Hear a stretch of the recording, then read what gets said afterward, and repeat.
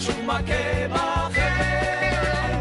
זה יום הדין, זה יום הדין, אללה לא עוזר לכם, צהל שוב מכה בכם. יום אחד קיבלתם פור, באתם בהמוניכם, נא הביטו לאחור, אללה לא עוזר לכם. זה יום הדין, זה יום הדין, אללה לא עוזר לכם, צהל שוב מכה בכם. זה יום הדין, זה יום הדין, אללה לא עוזר לכם, צהל שוב מכה בכם.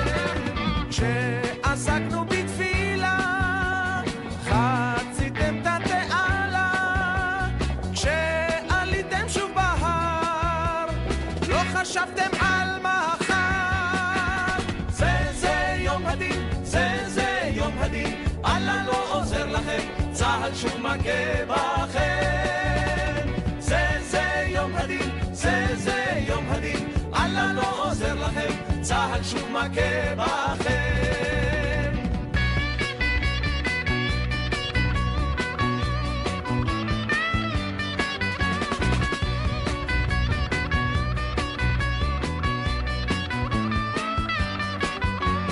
אין מנוס ואין מפלט, אין לכם פשוט ברירה, אין תקווה ואין מקלט, אין כבר דרך חזרה. זה יום הדין, זה יום הדין, אללה לא עוזר לכם, צהל שוב מכה בכם. זה יום הדין, זה יום הדין, אללה לא עוזר לכם, צהל שוב מכה בכם. ברמה ובמדבר, באמצע יום הכיפורים, באתם בתרועת שופר, אך יצאתם בשברים. זה יום הדין, זה יום הדין, אללה לא עוזר לכם, צהל שוב מכה בכם. זה יום הדין, זה יום הדין, אללה לא עוזר לכם, צהל שוב מכה בכם. זה יום הדין, זה יום הדין, אללה לא עוזר לכם, צהל שוב מכה בכם. Were you surprised to see Syrian tanks so close to your unit? Well, no, that was a surprise because they surprised us because we were not ready for the fight, but because it was a holiday for us. Otherwise, we wouldn't make a surprise like they did today.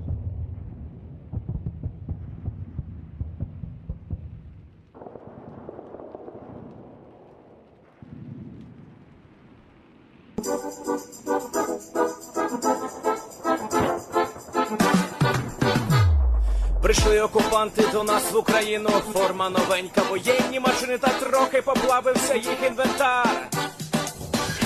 Байрактар, Байрактар.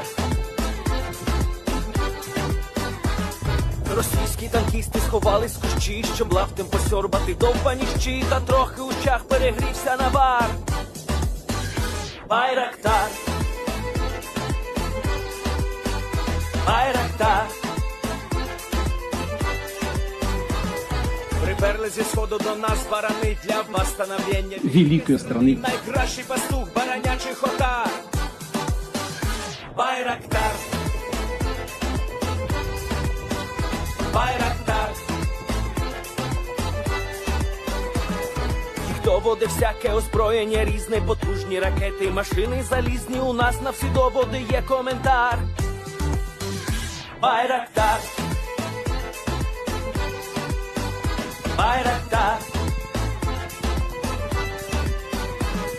Вони захопити хотіли нас зразу, а ми зачаїли на орків образу з російських бандитів, робить примар.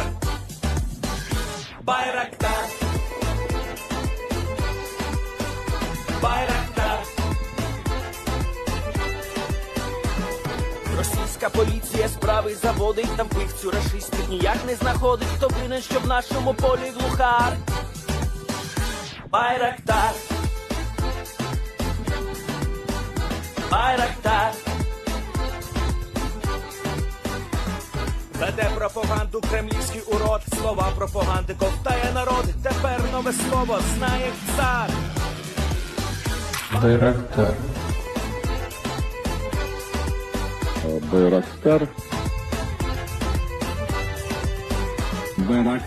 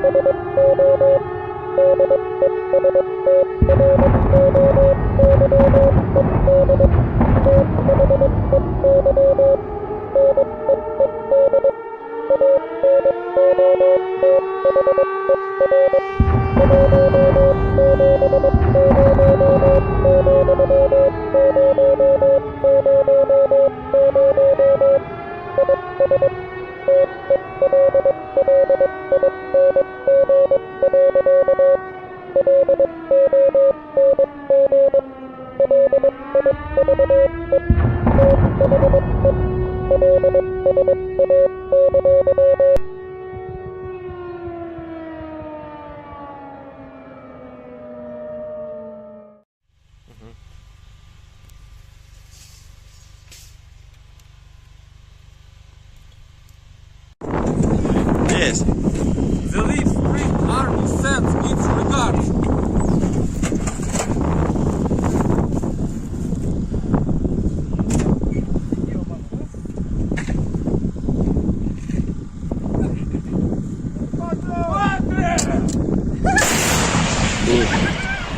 Русский военный корабль. Предлагаю сложить оружие и сдаться. Русский военный корабль, иди нахуй.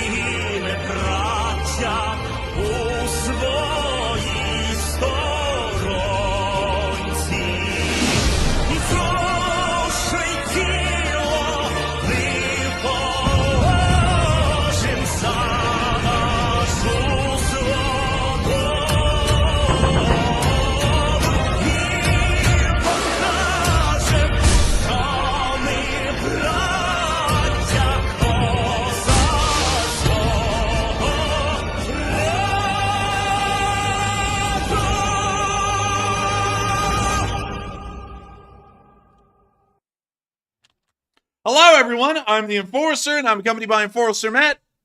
And good evening, folks. It's Enforcer Matt, and welcome back to day 647 of the news. And it's good to see you all once again. And Russia is running out of troops yet again, the poor bastards. And of course, we're going to be covering the past 48 hours of the news of the war in Ukraine. And really quickly, just in case if y'all did not catch what was happening yesterday, nothing was happening yesterday. We were not able to run a stream because we had a law school exam that day, and it ended up being so late in the day we wouldn't be able to get back home in time to put together all of the news and be able to have this stream. So you didn't miss. And let me tell you something, that exam was a whopper, folks. It was a whopper, but I think we did good. And y'all didn't miss anything at all. If you did not see a stream yesterday, there just wasn't one. But it was a terrifying exam. I don't think that either of us feel really confident in the results because the exam was incredibly difficult. But hopefully everyone also did as badly as us, so that way everyone gets curved up into having B.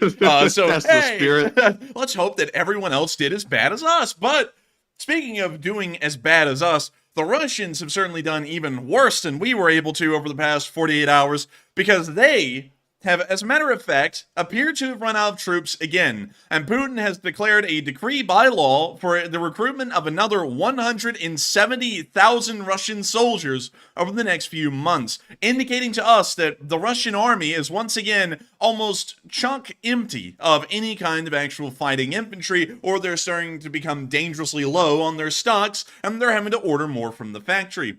This information came out across all of Twitter and was corroborated by TASS, or TASS, or otherwise known around this sphere as TASS. TASS is one of the largest and most well-researched news organizations within Russia. And so whenever they make a statement like this, we know that, for one, the Russian government has approved the statement to be made, and second, it's most likely an accurate statement to the situation. And this is cueing us in that the Russians have once again run out of manpower, and Putin's order says that they're going to increase the Russian army size by 170,000, but that's 170,000 based off of their current active fighting number, and that means that this is like a semi-partial mobilization that's going to be happening again, much like there was last year when they mobilized around 300,000 men. This year, they're going to be doing 170,000 men. While being a somewhat smaller number by about 130,000, it's still indicating that the Russian Federation is having a terribly tough time trying to maintain a low amount of casualties, as these numbers are staggeringly high. 170,000 troops being added into the Russian army again this year means that an entire Ukrainian army's worth of manpower has been lost by the Russian Federation, at least in this year, if we're going off of that replacement figure.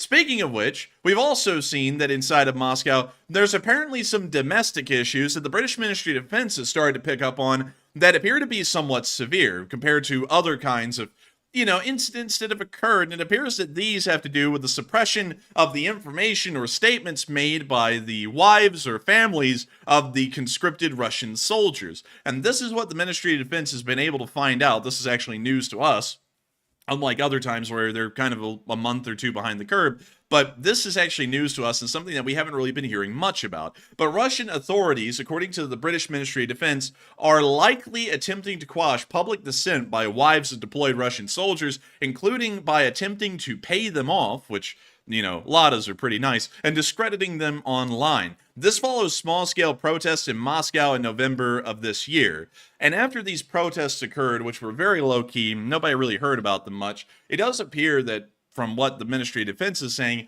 the Russians are starting to see that may be the next issue they have to quash, is what are the wives of the conscripted saying. And so it looks like they're already trying to shut them down literally just weeks, probably just a few, maybe a week or so after that protest happened in Moscow. Research by independent Russian media outlets and comments by protesting wives themselves suggest that in recent weeks, the authorities have likely offered increased cash payments to families in return for them refraining from protesting. On the 27th of November, just a few days ago, one prominent online group for soldiers' wives published a manifesto against indefinite mobilization. On around the 31st of November, the group was penned with a fake warning label, likely at the instigation of pro-Kremlin actors. The authorities are likely particularly sensitive to any protest related to those citizens mobilized in September of 2022, who have now been at the front line for over a year. And this is once again... Hell, man, the Russians are sensitive in any protest, not just that one. I think they missed the mark on that analysis a little bit. Yeah, on that one, it's that's a little... There's a little, not really understanding the situation. They were arresting people at the beginning of the war for holding up blank posters, just because.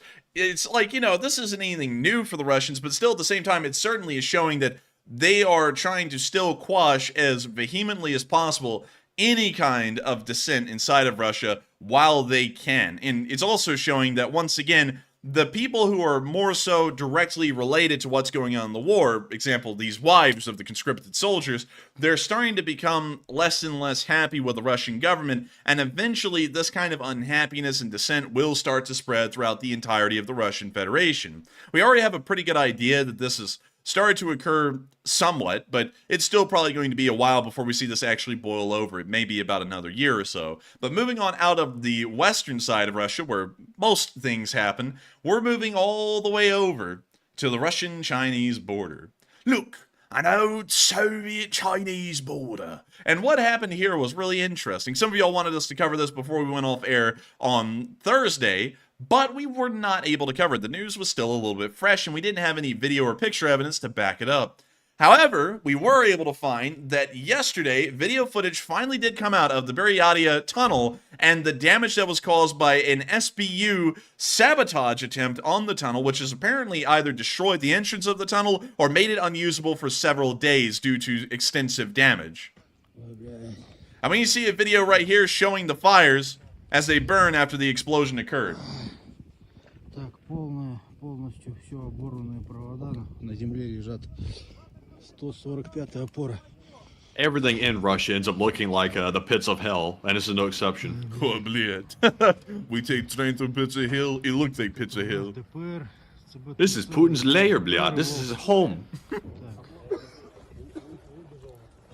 I guess the Chinese diplomatic envoy just arrived.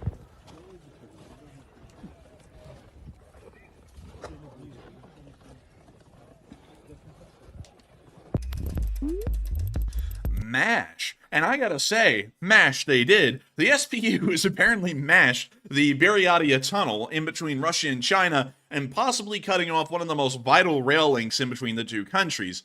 Meaning that support, of course the tunnel will eventually be repaired. That's one thing we know is inevitably certain, but it will take time, and that means if the Chinese are providing any kind of military assistance or any kind of aid to the Russians physically, it's most likely going to be severely hampered over these next few weeks as they try and repair the Badia Bridge, or more so the tunnel, sorry. It's still a pretty big move, and a pretty big balls one by the Ukrainian SBU to get that far into Russia, blow up such a vital link to the second largest country economically in the world, and the second largest population-wise in the world, and then immediately take credit for it. That was actually a pretty brazen move by the Ukrainians, but very commendable and respectable as well, and making sure to focus on even some of those more far-reaching clandestine operations that we haven't really seen them do much. We rarely ever see anything happen in eastern Russia in regards to the war in Ukraine, but this is one of the few, and it seems to be one of the largest so far. In fact, it is the largest so far, and we'll be waiting to see if they start to conduct sabotage operations or clandestine operations across the entirety of the Russian Federation, all the way out to the, I believe it's like the autonomous zone out here that nearly is with, well, borders Alaska, but the Bering Sea right here, of course, splits to two. But moving on from that, it's time for us to get on back towards the Western world. And, you know, before we actually get into the combat footage in Ukraine, it's very important to continue to outline what kind of an impact the war in Ukraine is having on the Western world and what the Western world is doing to have an impact on the war. And we saw that inside of Germany, on those snow-covered training fields that many of y'all have become somewhat familiar with over the war, we can see that the Germans are still helping to train the Ukrainian soldiers on how to operate new MIM-104 Patriot systems that are going to be sent to Ukraine. This first picture here, I gotta say, very drippy. Nobody can deny the Flecktarn camo pattern that the German Bundeswehr uses is an incredibly good one and always looks very drippy on anyone who wears it. I think it's a great camo pattern. It's pretty cool looking. Looks like something you'd wear like if you were trying to like camouflage yourself in the South, like with the pine straw and everything. It looks somewhat like that. You know, it kind of does. That actually would probably do pretty well down here in the South. We can also we can also see a German officer here. You know, probably getting an update. I don't know why it was so hard to say that word, but getting an update on how it's going. We can also see one of the Patriot systems just sitting idly in the snow, most likely a crew is inside or nearby learning how to operate the system. And then our last picture was really cool looking to me because it's the break of dawn and the sun is just beginning to come over the horizon and the Patriot is just sitting out there in the middle of the snow-covered field in the middle of training. Really cool pictures, and really nice to know that the Germans have become the major training field, really, for a lot of Ukrainian forces in Europe. Of course, the Polish, the British, the French, and the Spanish also conduct training as well, but it does appear that most of our sophisticated systems that are going to be sent to Ukraine from here in the West, including Britain, France, Poland, Germany, the United States, and Spain, and among many other countries, including Italy, it appears that most of them do end up on the training fields inside of Germany, most likely because there's a lot of infrastructure there that would help provide some very high-class, top-notch training for these forces before they return back to Ukraine with this high-end equipment. It appears that most of the time, most training outside of Germany is revolving around infantry and sometimes, very rarely, some in-house vehicles. Like you will see that the French will train the Ukrainians on the AMX-10 inside of French training grounds in southern France. And you will see a similar thing happening in Spain and in the United Kingdom with the Challenger 2. But when it comes to training them on advanced weapons, again, like the Patriot, we always see that they end up in Germany. Even if they're American systems, British systems, we've seen that even the M270s of Britain have ended up on the training fields in Germany, and the Germans ended up training the Ukrainians on those systems instead of the British. It's really interesting how they decide that kind of stuff, but nevertheless, really neat to see.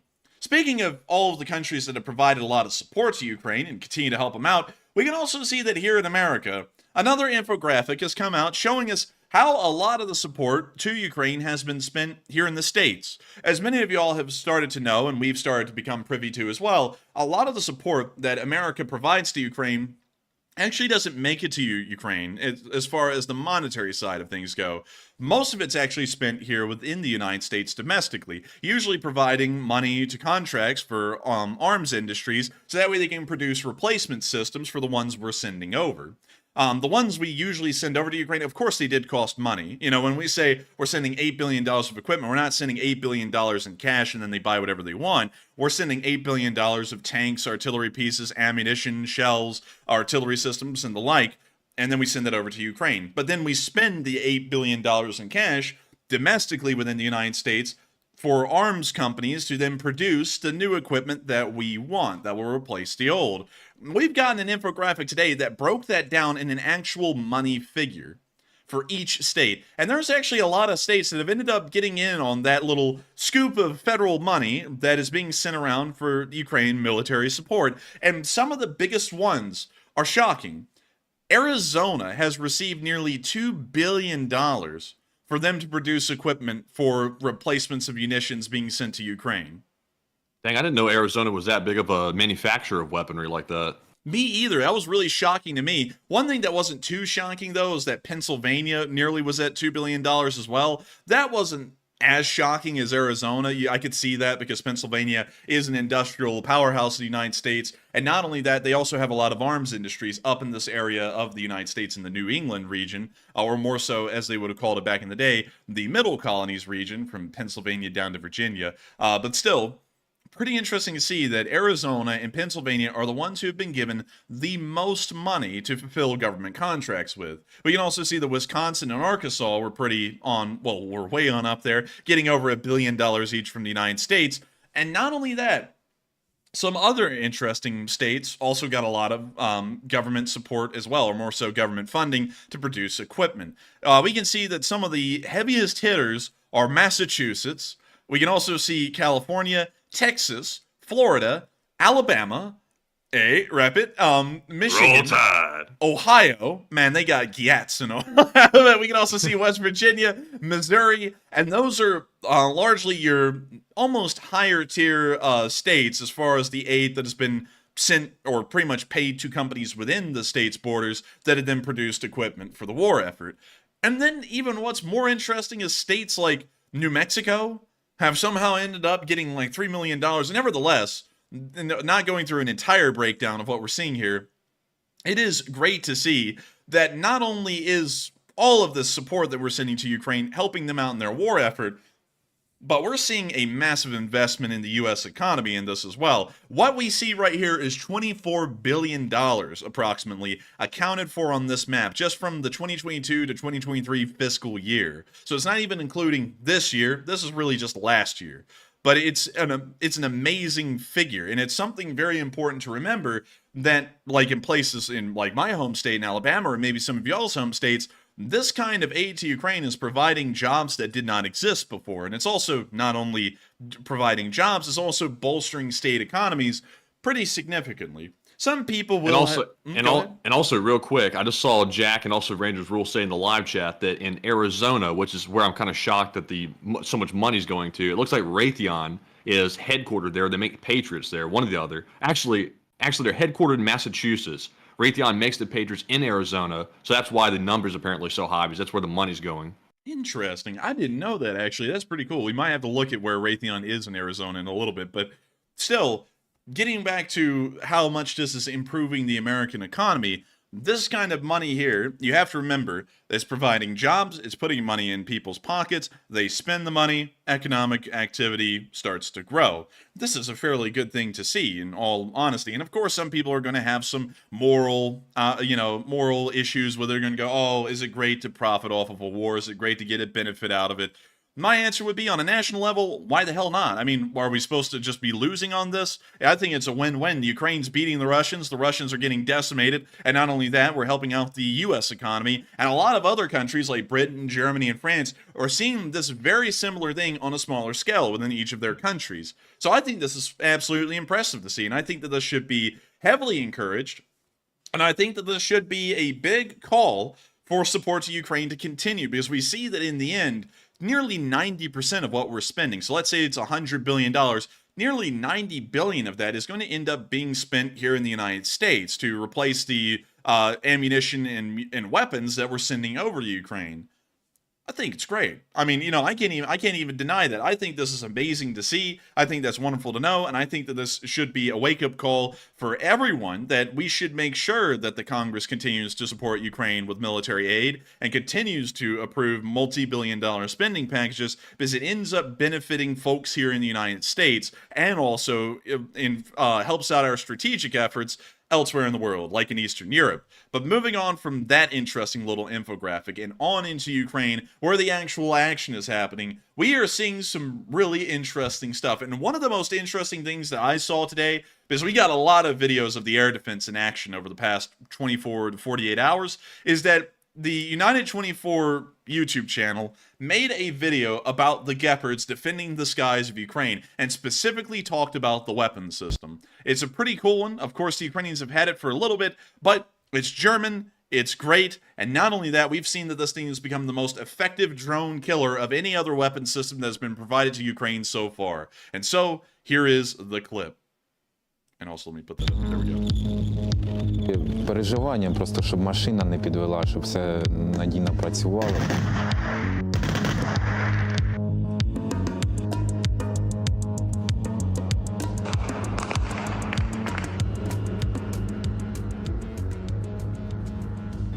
Many believe that this winter in Ukraine will be even more challenging than the last. With Russian army building up missile and suicide drone stockpiles, civilians and soldiers here in Ukraine expect massive shelling with each air raid alarm. And today I'm honored to talk with the unit that defends the sky over Kyiv on this old but capable machine, the German Gepard.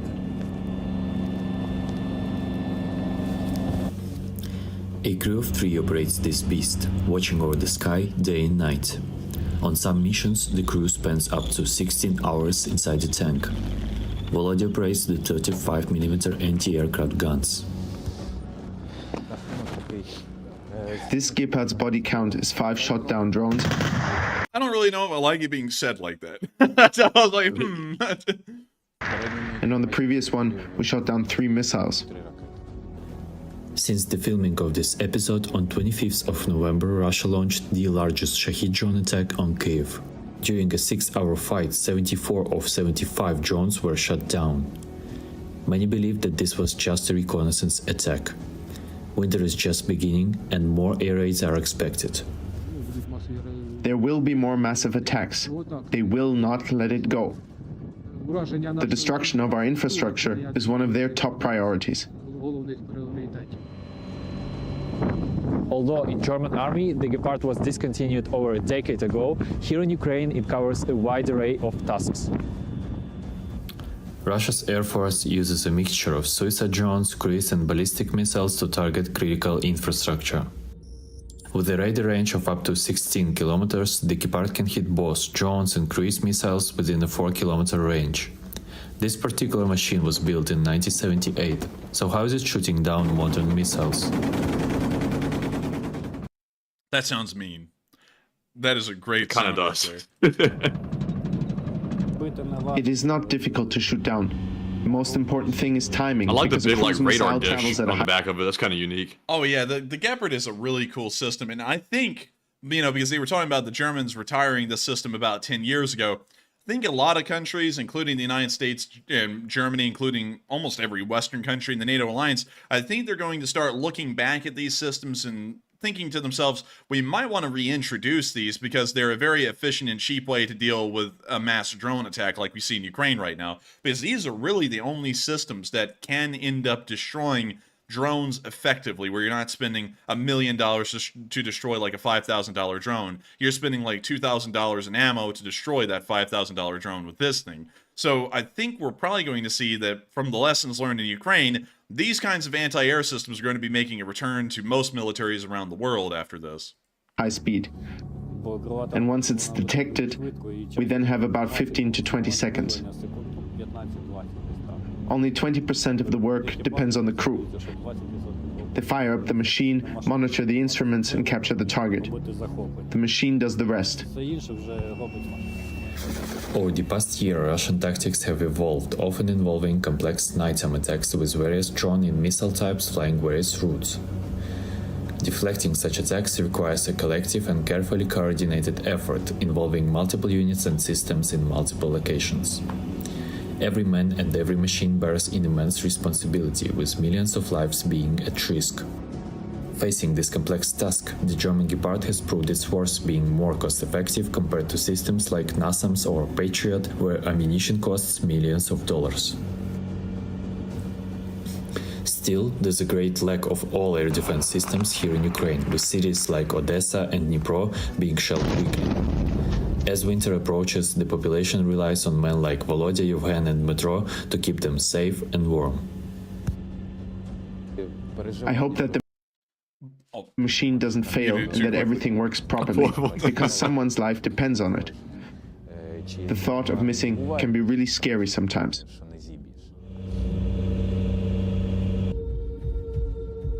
And that's the end of the clip right there from United 24, but a beautiful little self-propelled anti-aircraft gun defending the skies of Ukraine. And not only is it the only one, there's actually a lot of air defense systems, a lot like the Gepard, that existed in the West or attempted to exist in the West. And I saw one of y'all bring up one of those systems in the chat. And let me go to the Sergeant York M247 anti-aircraft gun. This was America's attempt at creating a Gepard of an American design here in the United States. It ended up being completely unsuccessful. And here's one of the big reasons why. It ended up detecting the heat coming out of a porta potty, and so the turret slewed automatically over to the porta potty and aimed directly at it. And in the process, it flagged the entire bleachers filled with generals and high-ranking staff of the Pentagon that were there to observe how the weapon system worked. It freaked them out so badly, they ended up pretty much canning the program right after that test. It didn't really end up working well either. This was based off of the chassis of an M60, or more so the hull of an M60. There was a decent amount of problems with this thing, but it kind of did exist in a way, but not well. Also, by the way, here's the prototype to it, just in case you thought the other one was ugly. This thing's ugly. Man, that front end on that thing is like the bubble tank or something. It looks hideous. Dude, you go up to this thing, you go, oh my god. Dude, I think something's growing on your head, and you go, it's not a tumor. It's not a freaking tumor. But dude, this thing was ugly. But there are other systems, rather than this one, that did exist. Let me introduce y'all to one that I just think is really neat looking, the Chieftain Marksman. And let me go grab it, because these are real, and they are just wild. Here's one of them. This one's actually a Finnish version of it. I forgot what it's called. But the Marksman had the exact same guns as the Gepard, but a different turret that was a lot more spacious for the crew, and it was just weird. The British used these things a decent bit during the Cold War. We can also see a picture of one right here. I think this is at Bovington. But it was based off of their Chieftain hull in British service, and they put this weird freaking turret on it. The one complaint that people did supposedly have about this system is that you could only really get one gun to bear on your target, because the guns were spaced apart so wide that usually the other shells were not even prox fusing on their targets. They were just kind of passing by them. But, you know, on the bright side, the wide disbursement of the guns meant that if any aircraft were getting within range of it, it usually had enough dispersion that it would shred apart a plane, no question about it. But anything smaller than that, you were starting to run into some major issues. Still, There are systems like the Gepard that did exist here in the Western world, or, attempted to exist, and I think a lot of countries are going to be looking at them and going, we might need to bring these things back, especially considering that, once again, like Ukraine is showing, millions of dollars of Patriot missiles and NASAM missiles against a spam of drones is not going to be cost efficient or war winning as a theory or a concept. And so anti-aircraft guns like these that are radar guided are probably going to start becoming a lot more prevalent. We may even see that the US, if need be, may bring back the M163 pivots or the VADs as a stopgap. This is a cheap version of the close-in weapon system. It uses the exact same gun as the 20mm, I believe it's a M61. I'm not wanting to say that for sure, though, because the M61 Vulcan is the one mounted onto F-16s, and I think this one is like a GAU something. But nevertheless, it had a simple air radar, or more so of a gun sight radar, that would allow for the gunner to lock onto a target, track it in a very primitive way, and then try and shoot it down. This might be fairly effective against drones as well, considering that it's not as expensive as a CWIS or a Pivots, but at the same time it also provides the exact same level of firepower and may be pretty effective at detecting and shooting down drones with minor modifications or upgrades. And also incredibly cost efficient, which all of those things combined is a win-win. Not only that, but some of them, and I believe that these were like in Israeli service, and I think they were called like Hovets or Machbets or something like that. But these actually have Stinger cells mounted onto them with 4 AIM-92 Stingers ready to go as well, which really does add to the firepower that these M163s can bring to the field. We might see these back in military service. Who knows? I think someone in the Pentagon is probably looking at getting those things back into service because of the pressing situation we're seeing with the drone crisis that's being created right now, not just in Ukraine, but also with Hamas and Hezbollah around Israel. But moving on from that, we also saw that air defense was fairly active across the entirety of the nation over the past 48 hours, as the 1,129th Anti-Air Regiment used one of their OSAs to shoot down an incoming drone near Odessa. I hear music. We mute that. But we can see the inside view of the OSA. And it's oh so lovely. Look at it. Boom. Oh, they got it. Boom. Jaga jaga. That's what I'm talking about. But beautiful to see. Beautiful to see. I love to see it. Oh, and they're just we're going to see a close-up. Oh, dude, he panned away. Dude, that guy is the cameraman in every high school fight. As soon as the first punch is getting thrown, he pans down and then pans back up after he got hit. Right. Right. Right. Right. Who used to say that? Who was that? Oh, I don't even know. Probably one of the, Trick question. But that's the end of that clip right there. And I love to see that the OSAs are getting used. By the way, Matthew, have you ever seen an OSA? An OSA? No. Really? Let's see it, though. I know you're about to show me. We're about to show it to you. Oh, it's a treat. It's a treat. Oh, it's a duck. Dude, this thing's a deadly duck, man. And also, it's just so weird. I don't even really know how to explain these things. They were very common in Soviet service, though. I can tell you that. Yeah, it looks absolutely bad. You know those duck boats that was like at the center of controversy a while back? They were like getting stuck in the water and flipping over and stuff and, becoming death traps. Ride the ducks. Yeah, this basically looks like the same thing with a huge gun on top. Yeah, it kind of does. I think they probably got a lot of design ideas off of the DUCKWs or whatever they were called from World War II, because it does look kind of like it. But anyways, we've got to make sure to keep the news rolling, because not only was that the only air defense video we also got one from near Poltava, where the 208th Air Defense Unit was anti-aircraft missile brigade, was also able to shoot down an incoming Shahed. Well, you see the Shahed right up there. There it is, right where the mouse cursor is. And we see the gunfire shooting all around it, getting pretty close. Oh, and we can hear it now. Now we can see it through an infrared sight.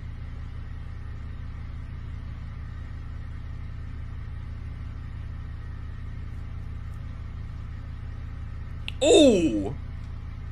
What the hell was that? Like, I thought it was going to be like gunfire. It's like the hand of God. I don't even know what blew that thing up, but it lit up the sky, and it's gone. Like you saw into the heavens from that. Like, what was all that streaks of dark stuff across the screen? I don't know, but Matthew, that drone was going. It was going. I gotta get out of here. And then the hand of God said, no. It just came down and crushed it or something. It's like, I don't even know what that was. But they got it.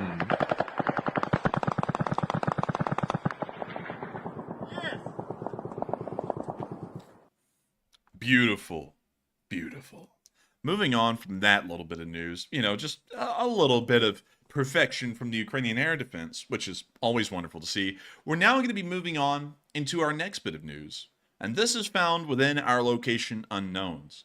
And to be honest with y'all, sometimes I actually take some of the videos where we might know the location a little bit, and I end up putting them in the location unknowns because sometimes we want to spice it up. And this first clip is actually a pretty interesting one. We kind of had a general idea of where this was. It was somewhere around the Donetsk front near Avdiivka, but we threw it here in the location unknowns because this was wild to see. A Ukrainian soldier filmed himself getting hit by incendiary rounds from Russian artillery, and seeing it from a first-person perspective adds a lot to the kind of silence, but also the impending terror that comes from incendiaries like these.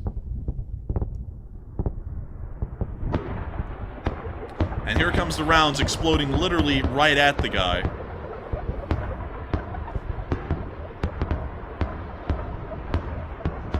And I saw Angry Penguin say, OBSEC! And oh, by the way, speaking of OBSEC, I don't know if y'all have heard this today, but there's a little bit of a thing going on, because apparently at Shreveport Air Base in Louisiana, there was a B52 that was being loaded up with a specific kind of a special missile. And it's a special missile that hasn't been unveiled to the public or even talked about, and someone took a picture of it while it was on the tarmac, and now that picture is spreading around everywhere, and it's a huge OPSEC concern because no one was even supposed to know that that missile existed.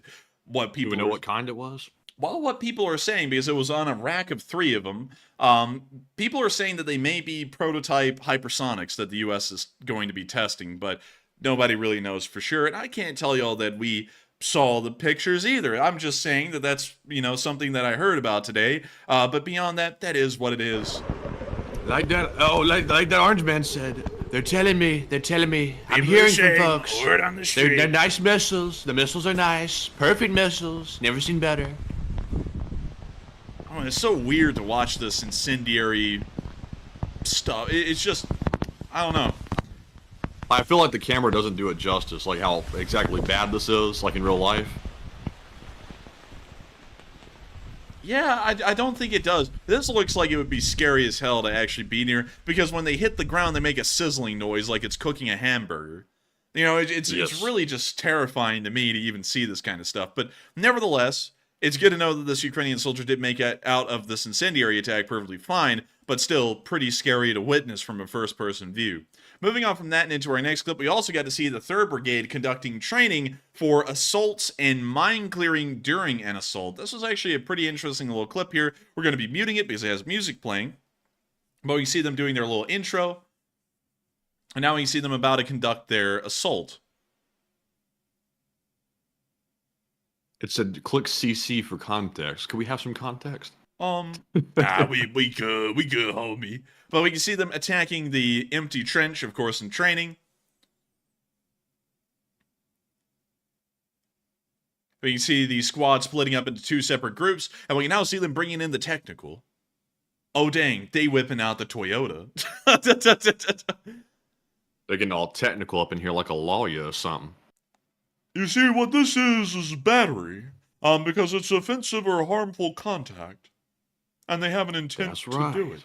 And we can see them trying to clear out the fake mines that don't have pressure plates in them. They appear to be TM62s, a very common kind of mine that we see. We can also see that this man has a PKP.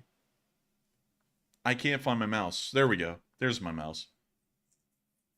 Don't you hate it when the mouse gets away? Like, put that thing back in the cage. Dude, I always try and entice it with treats, but it still doesn't help. I never am able to find the stupid thing. But, you know, at least it's not a hamster, because hamsters, as we all know, die in the worst ways possible every time. Oh, but those poor hamsters. They get the short end of the stick every time. Dude, I swear, hamsters are, like, suicidal or something, because they always go and, like, pick the weirdest ways to die. You know, like, I'm not even going to go through what we've seen the hamsters do, but I'm sure all of y'all have horror stories about hamsters. But anyways... Whenever you see a hamster, the song's playing in the background. Dumb ways to die. And we see them continuing their demining training here. As the technical watches on, it appears they have fired a grenade.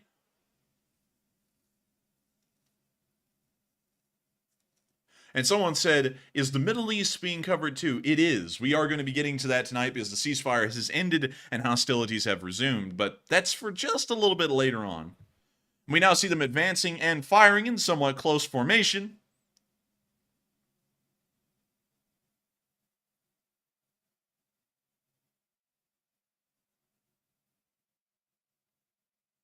We see them continuing to fire. It appears that they might even be using live ammo because I don't see any blank adapters on the front of their rifles. But that's the end of that clip. And very nice to see the 3rd Brigade, of course, trying to conduct high-end training so that way they can get a good understanding of how to operate like clockwork once they make it to the front lines. Moving on from that and into our next bit, we also get to see a little picture of some Ukrainian soldiers taking a rest in an outpost and just sitting by a fire. Of course, very nice to see that Ukrainian soldiers are able to take a break every once in a while. My question is, though, why is it so red? They got that, like, infrared light on them, I guess. Dude, you get into this trench and you just hear that, like, creepy music that goes... You know, they're just sitting down there. Even that guy on the left's got the perfect, like, facial expression going on for, like, the mood and everything. Like, you can just see him, man. He's really stewing it. He's like, what kind of, like, fire is that anyway? Is that, like, the fire in a pot? Like survival fire type deal? I think it is, and I like how they're all just kind of staring at it, you know? Yeah, they're like, this is pitiful, but it works. One second. I gotta pull up, like, the audio I think would go with this. Let me see if I can... Well, let's see. Let's see. Here we go. Maybe this will work. Oh, dang. Come on. Come on, help me out. Help me out here. Oh, here we go. Hopefully this is it. I'm hoping that this will be a good one. You know, Man, I don't know what that sounds from, but it's fitting. I don't know what that is either, but I'm like, that's pretty fitting to this picture. It just gives a creepy look. But moving on from that and into our next little bit of news, we also got to see more Ukrainian soldiers in training. The Ukrainians are always conducting a lot of training, of course, introducing new soldiers to their units, and not only that, making sure that their current forces are still up to speed on how to fight this kind of a modern war. And when you see these soldiers here in training, just kind of having their little, you know, reality TV show sort of intro here, all showing off. You can tell these guys are fresh too, just by the way they're looking and acting. They're a little too joyous, I think. Dude, this one guy, this guy's like, oh, hey. And this guy's like, oh, hello. And then this guy's like, hey, what's up, man? And then this guy, yeah, that 3rd guy hasn't been broken in quite yet. He doesn't know what's coming. Dude, look, he's like, dude, it's an adventure. And then this guy back here, man, he went, oh yeah, tough guy. And then he pulled the tough guy pose. Oh, man. He's turning into Brutus back there off of Popeye. Oh yeah, you say something to me, punk. And then we can see them all marching through the snow. And then the video ends. But still. They're dashing through the snow, man. Dashing through the snow. And Christmas is so close. It's only 23 days away. What do you know? Moving on from that and into our next clip, we also saw something that I had to label because Matthew will know this one. Rats. Rats. We've got to get rid of the rats. Gotta get rid of the rats. And boy, Matthew, call this trench Tekashi 6ix9ine's home because they have rats all over. Look at this. Oh, that's horrible. Oh. Where's this at? This is in a Ukrainian trench. At least it's not, it could be worse rats, so I guess that's better than what it could be. They could be those nasty, gnarly ones, like those huge ones with the long tails. Yeah, they could be. These are like mice, it seems. But so many of them! There's like an endless amount of these things. That's supper if you get real hungry. I had Discord disconnected too. He said, Rat, you want to say something? Bro, someone hopped into chat. It was like, dude, what's all that squeaking I'm hearing on your microphone? And they're like, it's literally mice, man. There's like thousands of them here. But also, I have started to see, I can't really show you all these clips, but the mouse or the mice or rat problem is starting to become so bad for the Russians and Ukrainians in most trenches that some soldiers are going into some very interesting and creative ways to get rid of the rats. I've seen some pretty crazy stuff. I'm not going to show it or, you know, tell y'all what it is on stream, but it started to lead me down a little bit of a rabbit hole off stream on what the history is with soldiers and rats. Because as many of y'all know, they had to deal with them a lot in the First World War, and they weren't mice, they were full-on rats, and they ended up getting fairly large and getting engorged on either bodies or, you know, what food there was in the trenches. But it appears that rats have always been an issue because even as far back as 48 BC, there is actual records of a Russian, well, not a Russian, a Roman general in the area of the Rhine saying that the inactivity of his legions were starting to become quite concerning because the soldiers were taking some very creative and interesting ways to kill the rats. And so he said they might be losing it due to the boredom. But that's something pretty interesting is that everyone's had problems with rats for, you know, thousands of years. And not only just the rats you find in trenches, usually you got rats out there in the world, you know. There's people who are taking pictures of missiles they're not supposed to be taking pictures of at Shreveport, you know, places like, things like that, you know. Just annoying little people. But moving on from that, we also got to see the Russian casualty report for the past 24 hours. And we can see we only got one today, man. But you got to check real quick. You got to check yesterday's after this one because I heard we had massive special equipment losses yesterday. We will check. We will check. Got to see it, man. Got to see. But the numbers are pretty good. 1,070 Russian soldiers killed. Soviets dead. 13 armored personnel carriers destroyed. 11 supply trucks knocked out. 7 tanks destroyed, respectable. 10 artillery systems completely flattened. 18 drones completely destroyed. 1 MLRS blown away. And 1 cruise missile shut down. All in all, not a bad day. Especially when the Russian casualties are over 1,000. You know, you cannot deny. Pretty good day. But, moving on from that, Matthew has told me we have to go to yesterday's casualty report. So let us scroll through the Kyiv Independent with wild abandon, which could end up being to our detriment. We could have a Romania. But hopefully we won't. No, man. The Kyiv Independent wouldn't post something nasty like that. Yes, and we also... That's reserved for those strange anime posters, you know. That kind of stuff. Yes, if you know what I mean. Yes. People who are a little weird. But anyways... Oh, baby! Oh, my God! Look at that, man. 13 Bobcats cheered me right up. I love to see it. Love to see it. Dang, 1,280 troops, too. That's like getting close to the record, isn't it? I think it's getting pretty close. Like, they are getting close to record-breaking numbers daily at this point. And also, yesterday's casualty report, 32 armored personnel carriers, 38 supply trucks, 13 tanks, 22 artillery pieces, 22 drones, 2 MLRSs, and 2 anti-aircraft systems.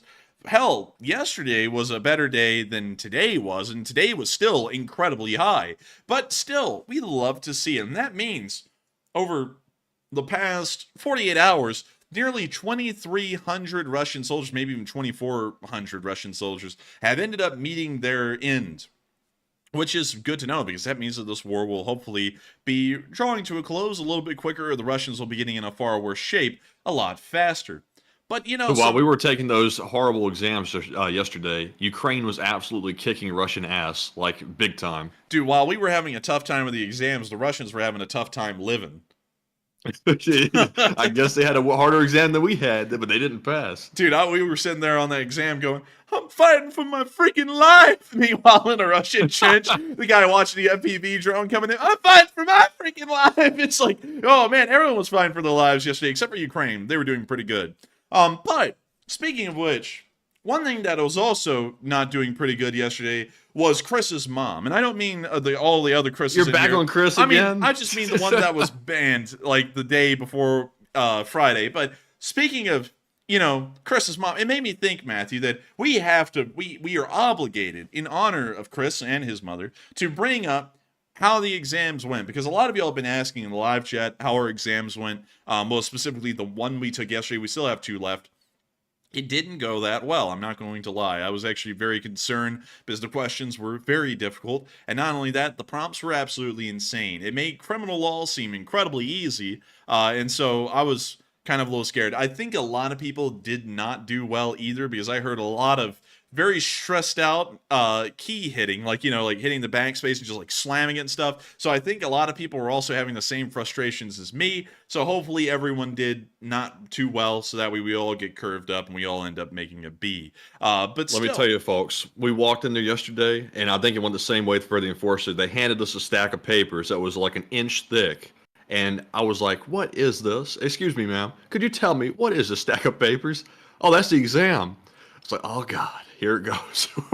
We're in for trouble. But I feel like it went okay. Like I went into it studying pretty well. So I'm feeling somewhat confident on it. I'm not sure if the enforcer's feeling the same way though. Are you feeling that good about it? I'm feeling a little all right about it. Still not really feeling that great, but you know, it is what it is. I mean, if it's not good, it's not good. If it's good, it's good.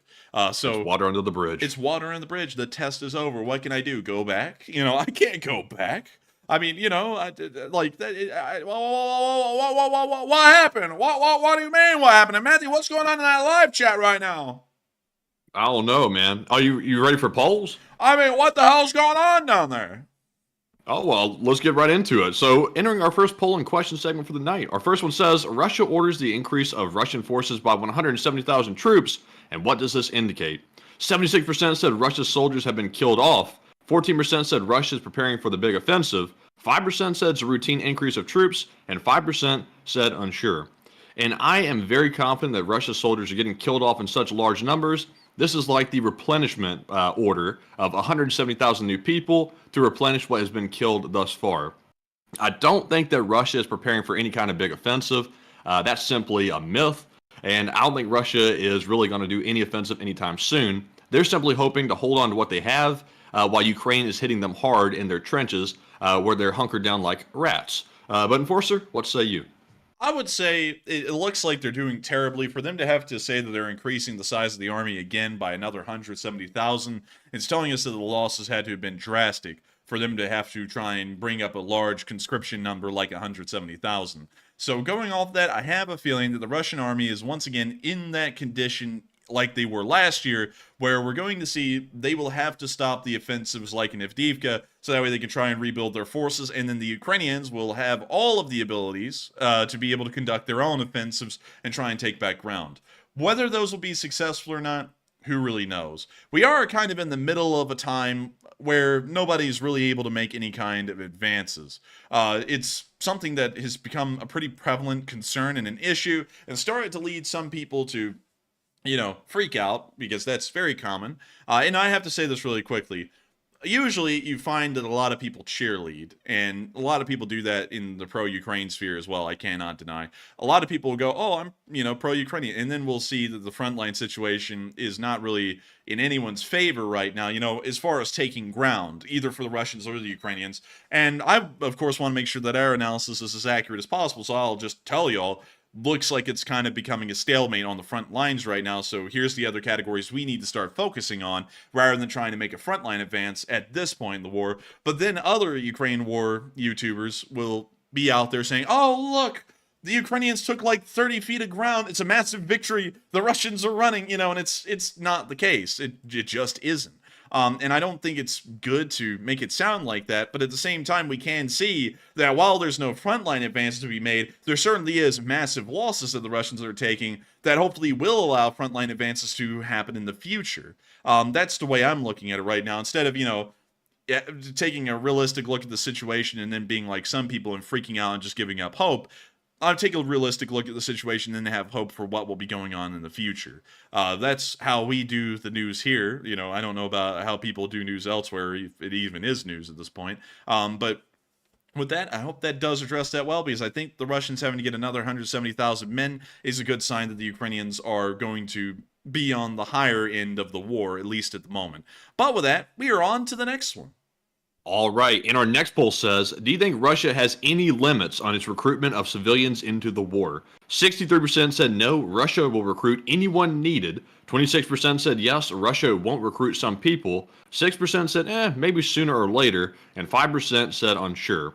And on this one, I am very confident that Russia will recruit anybody it needs to. If it means eventually women and children, they will do it.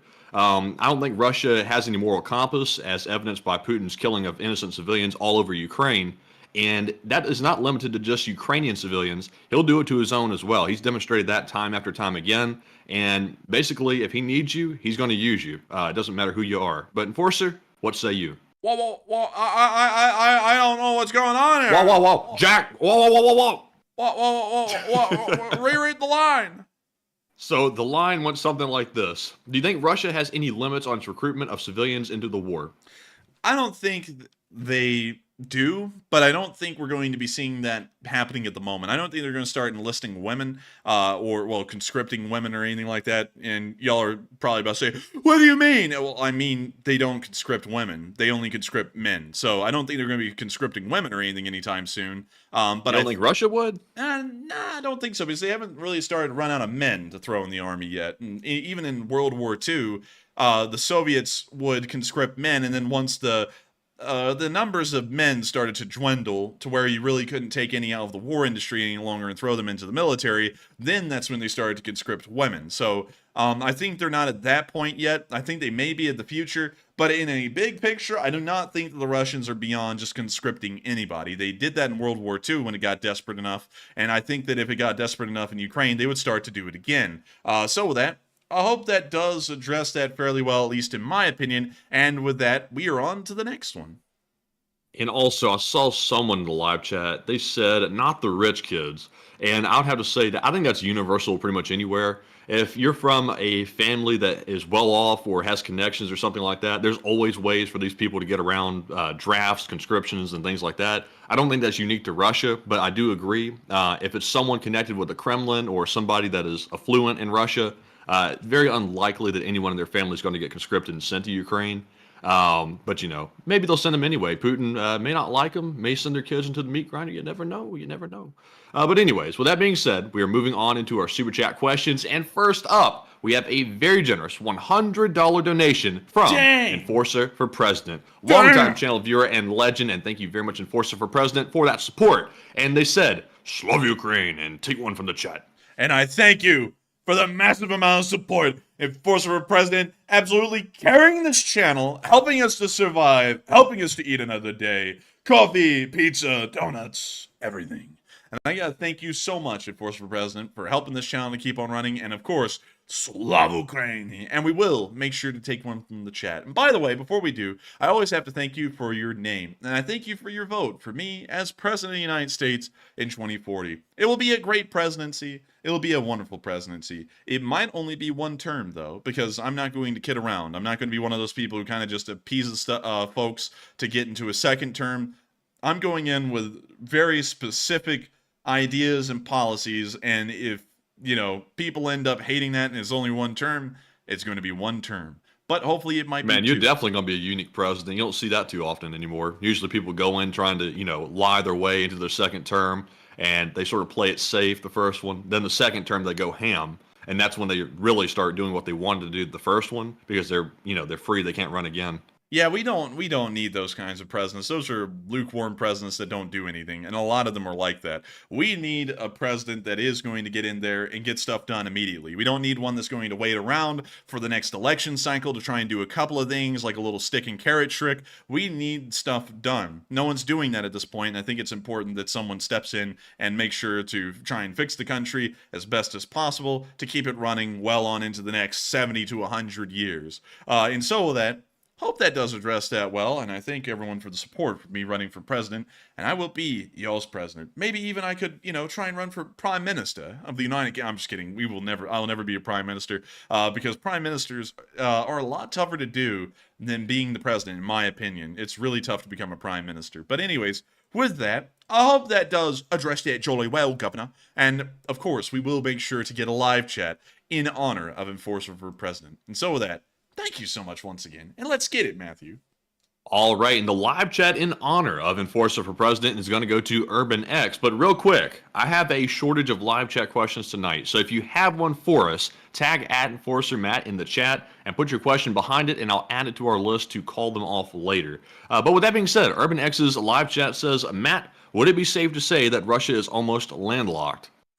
Russia is almost landlocked. I think it would be safe to say that. There are very few places where they have any naval ports, and really the only two major ones are St. Petersburg and Vladivostok. And Vladivostok I don't really consider to be a major waterway port for the Russians.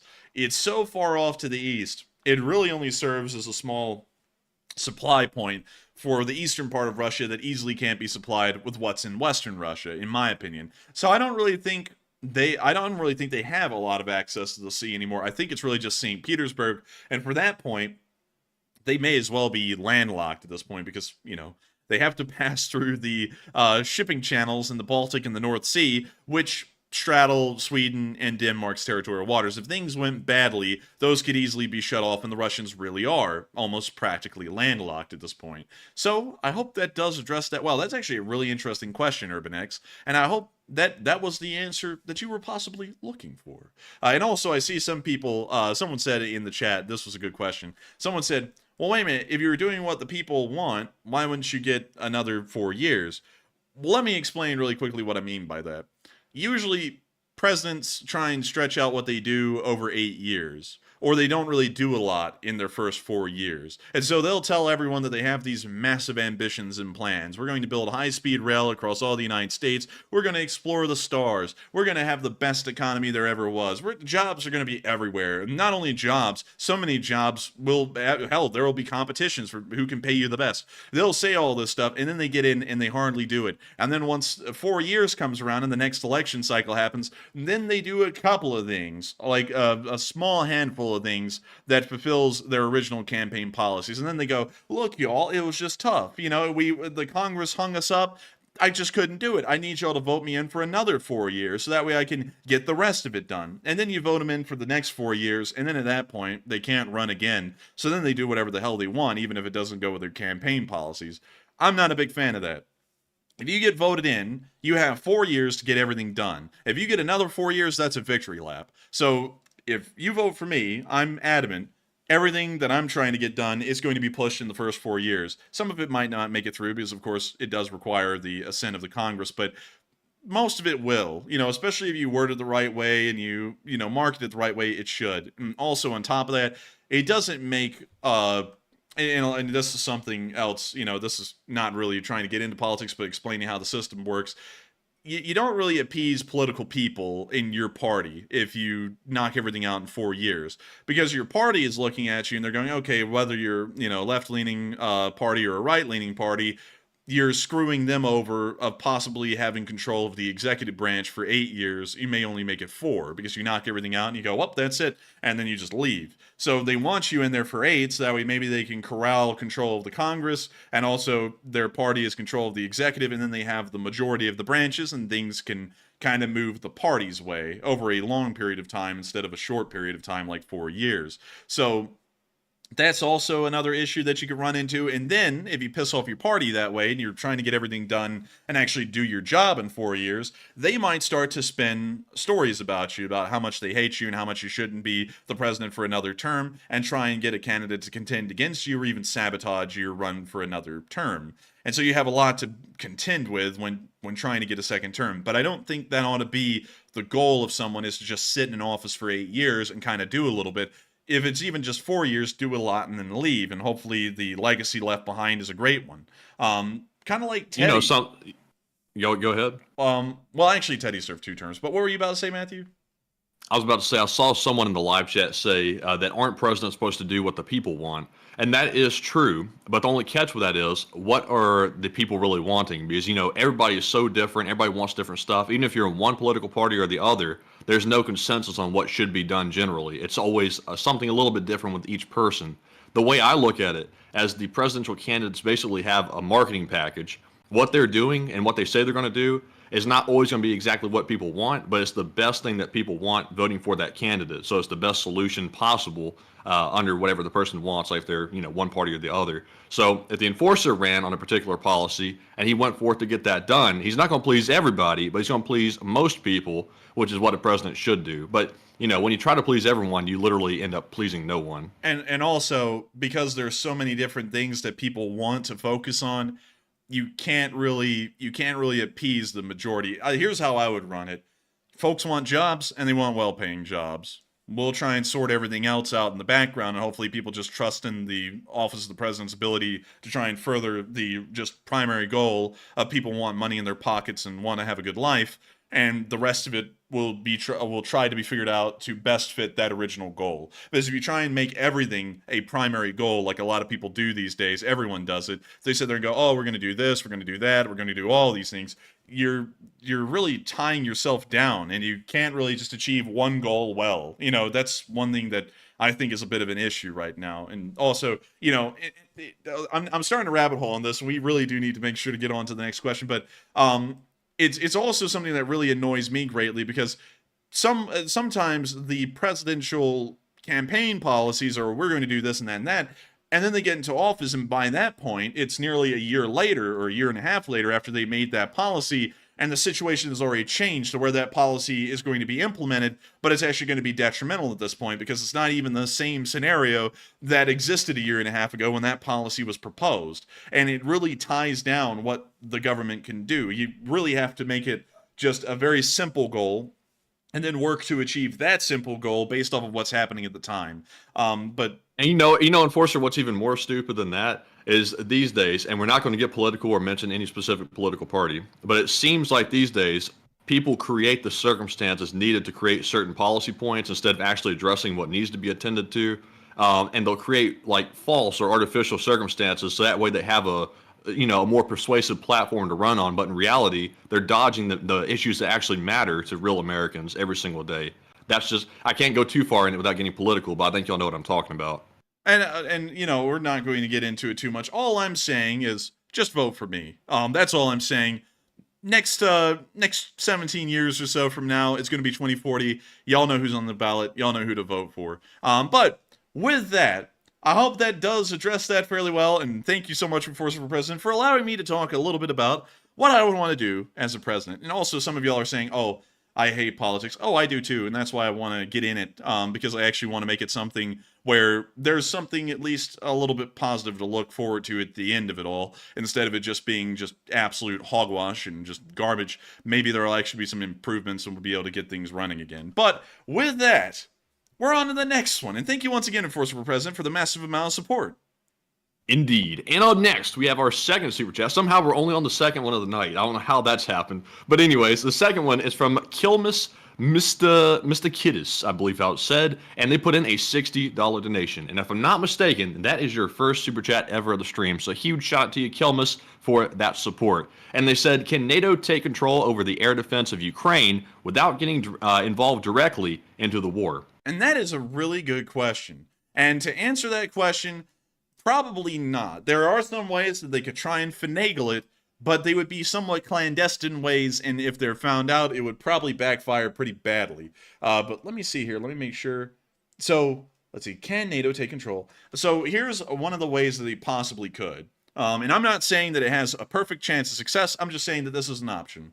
We could quietly introduce advisors, U.S., well, not really U.S., just NATO advisors in general, to Ukraine to start helping the Ukrainian forces to operate the air defense systems, and quietly just move them from being advisors to actively working on the system. And instead of them just being advisors, they're actual crew members of Patriot systems, and you slowly start to introduce them into these units over time, so long and so well that they end up just kind of becoming NATO-operated anti-air defense crews.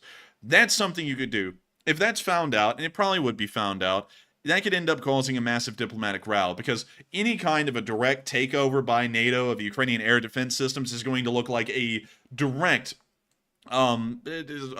correlation to NATO involvement in the war. The Russians might use that to try and justify a larger front-wide war across all of Eastern Europe, including the Baltic states, Finland, Poland, and so on. And that could end up being a bit of an issue. Of course, we're trying to avoid an open conflict with Russians. We kind of just want to destroy them through proxy. And so we could do that.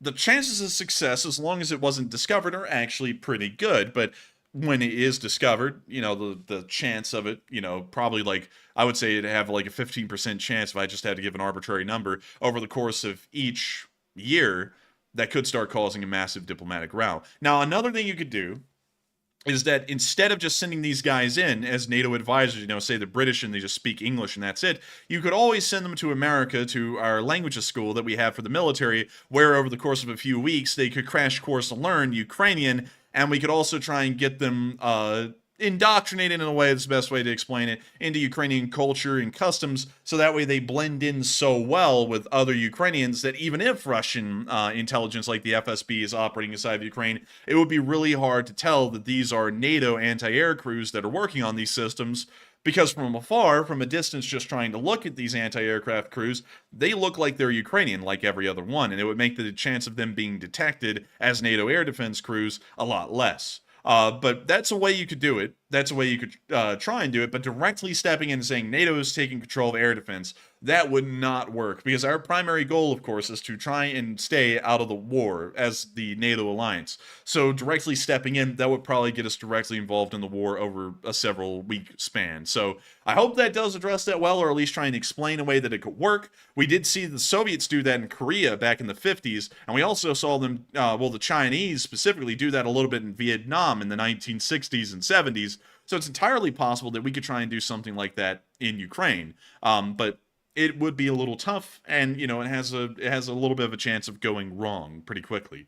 But with that, I hope that does address that well, and I thank you so much once again for the massive amount of support, Clemis, and also being one of our European viewers as well. But with that, I hope that does address that well. Thank you so much once again, and we are on to the last question of this question segment, and then we're going to be moving right back into the news. All right, and the last one of the segment goes to Born in Ukraine, who puts in a $50 donation. And thank you very much, Born in Ukraine, for that support. That is very generous. And they said, Borscht Fund. Go get some borscht. And thank you so much for the massive amount of support, Born in Ukraine. And thank you for throwing in the Borscht Fund. We have not had borscht yet. We need to try it, though. It's been a long time since we've been saying we're going to try it forever, but we never have. We never have. Maybe we'll take a trip to Ukraine. No, we're not taking a trip to Ukraine. Not until the war's over. Or unless we have business to attend to there and helping them win the war. But beyond that, we're not going over there. But maybe we'll try out borscht. We do have some amazing friends who have allowed us to try some interesting international foods. Not Ukrainian, but we got to try some yesterday, and it was absolutely incredible. But with that, I hope that does address that well, and thank you so much, Born in Ukraine, for helping us out with the Borscht Fund. We are eventually going to get some and try some, and hopefully it's as good as people are telling us it is. But with that, we're now going to be making it out of this question segment and on into the area of Kupiansk, where we got to see today that, of course, the Ukrainians were conducting some small combat operations and recovering wounded troops.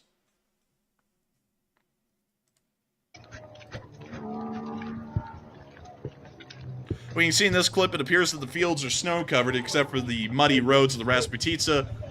And we can also see them rolling up a four-wheeler that has like a lift on the back with the wounded inside. Of course, covered in mud. The Rasputitsa is terrible. Давай, давай, давай, давай!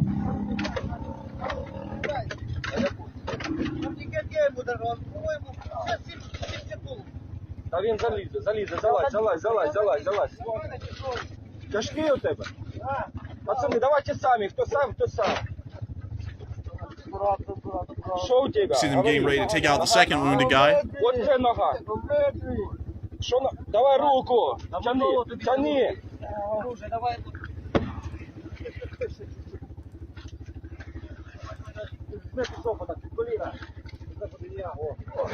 Вот сюда, на носилки. Развертай. Man, these poor guys are like covered in that nasty thick mud. That's bad. It's just gross. I hate it for them. We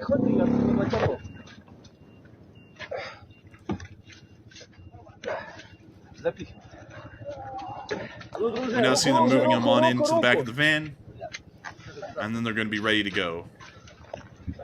And everybody's talking about that sound in the background, whatever engine that is, sounding like some kind of cow or like a lion growling or something. That's a weird sounding like ATV in the background.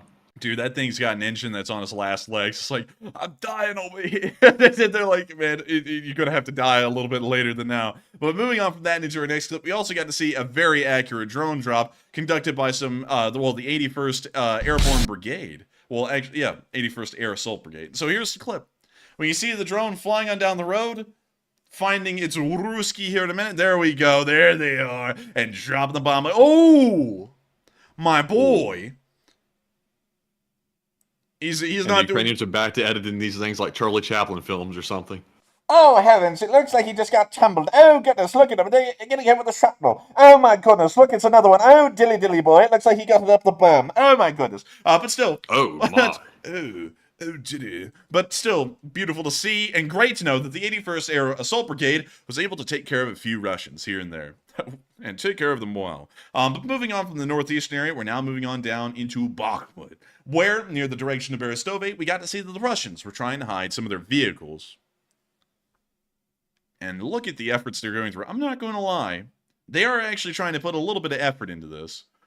But it's not working too well because it still sticks out like a sore thumb. It seems as though they're trying to hide it from thermal imaging and maybe even the naked eye. If this works or not, we'll see. Maybe we'll see some drone footage of these being destroyed here in a bit. But, of course, they've already been found by the Ukrainians, and their little ruse is up. Moving on from that and into our next little bit of news, we also got to see the Bravo 2 unit of the International Legion operating in the area. Oh, they got some trap remix. We can see them just doing their thing, you know, just being the 1st Battalion Bravo 2.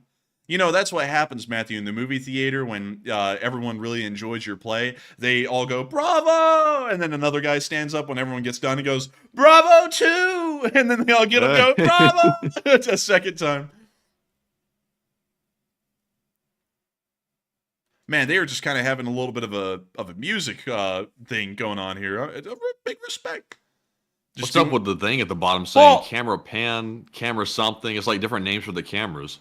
I don't know, man, but this here, Oh, dear. Finger on the trigger and everything, man. That's it. Oh, no. They just connect a chocolate bar to the drone and send it off. Is that Nigel? Smashing. Dude, it's the guy from the meme. Dude, they were wilding out here in this unit. Huh. A little bizarre. Their symbol is a skeleton flicking everyone off. That's fitting. Oh, man. That's a little interesting. We're going to be moving on from that montage. Great to see that there's just some absolute ballers out there on the front lines. But we're now going to be moving on down into the direction of Bakhmut.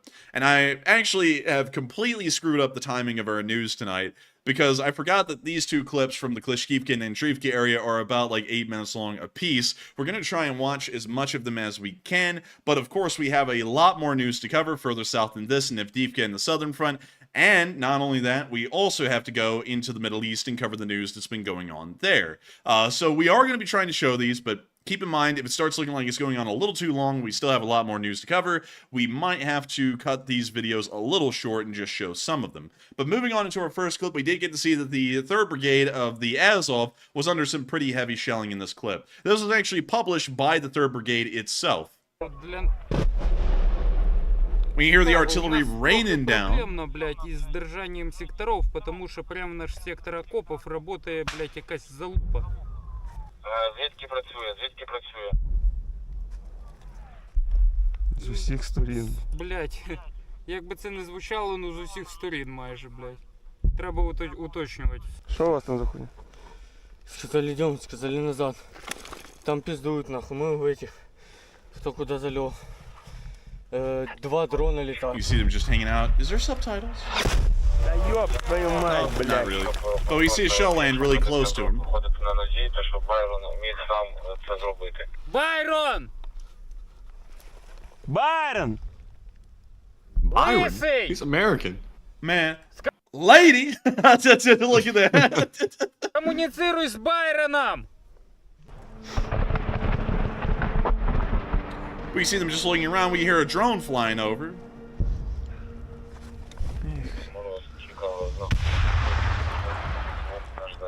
Very interesting how the field just kind of was so, like, distorted out there. But, anyways. Не продублировал, да? Давай. We see him trying to fire at the drone flying overhead.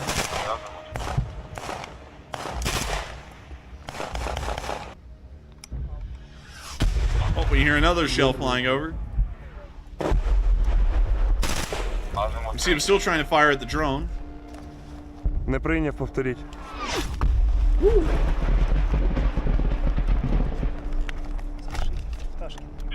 Посадки залетіла з противитись вам у спину.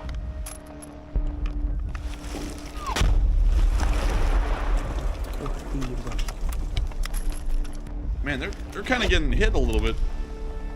And it sounds like the Call of Duty music is beginning, so we're gonna turn that down a little bit. You know what? You know what? We'll take the risk of it getting content ID a little bit later. We'll play the audio because it's a pretty long clip. It'd be pretty bad without the audio, so.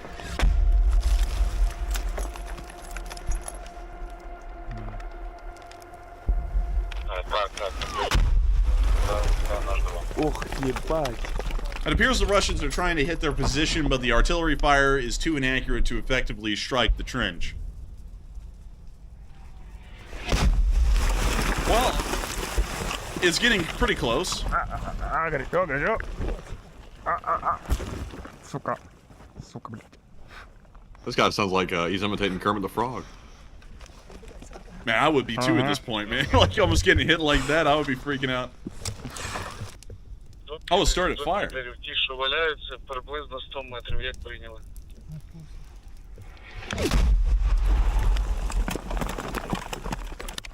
Прийняли, плюс у мене... блядь, ГПшечка заряджена. Сука, гаряча.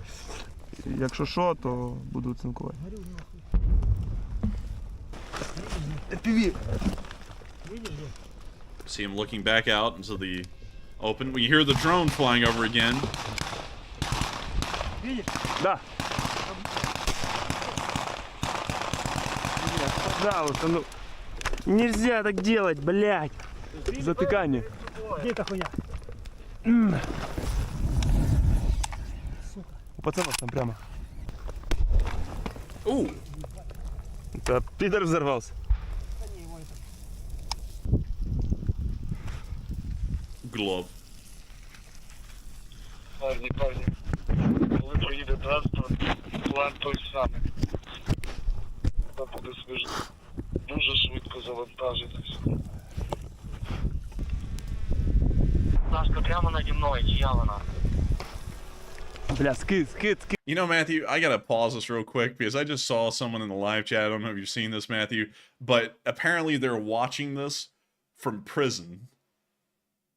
Wait a minute, where'd you see that? I'm not going to say their names just in case they don't want us to talk about it. But apparently they're a correctional officer at a prison, and they just had the show interrupted for them because of something that happened there. So they had to go tend to it and then come back, and they're like, "Man, don't you hate it when something happens here?" And I was like, "What?"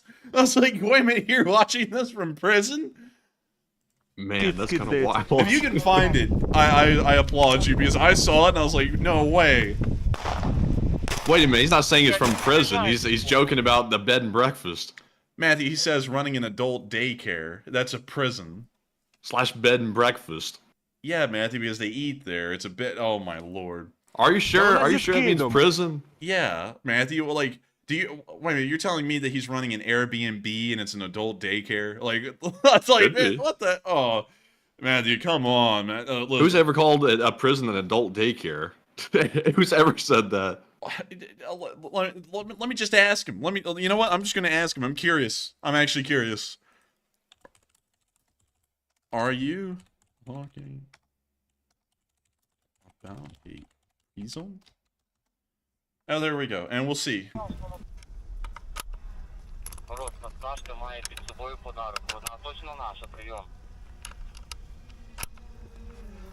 Some people are saying it might be a retirement home. Y'all know what? Y'all might be right. But it definitely ain't no... make me sound like I was stupid for saying that. But it ain't no Airbnb. Eat your foot. No, it's a county jail, Matthew. He said it. It's a county jail. I was right. Wait a minute. He said it county right there. County jail? Yeah. Now, Jason, are you saying that just to agree with the enforcer, or do you actually mean it? Because I see a lot of people saying it's a retirement home. Well, man, he's the one working there. I mean, hell, he's 20 minutes behind, so he can't even hear us right now. It's a county jail. So there we go. I was right. You don't have an Airbnb as an adult daycare.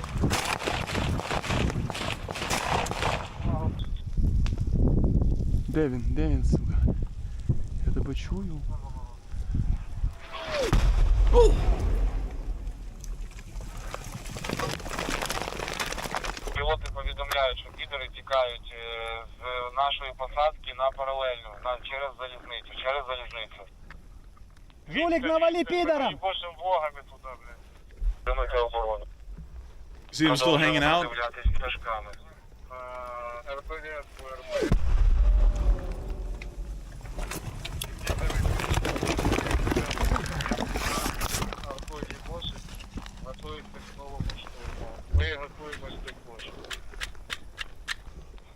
Мороз, це Чикаго. Один із мінометів тільки що було знищено. Yes. Але по вам працювати один. Тому будьте готові, будьте уважні. Тримайтесь, хлопці. Красавчик. Потом. Потом. С тобой. С тобой. Команда. Мороз, Мы бежим, скидываем все стволы. Я тебе отдаю свой ствол. Отдаю ГПшку. Oh! Dirt rain. Ай-яй-яй.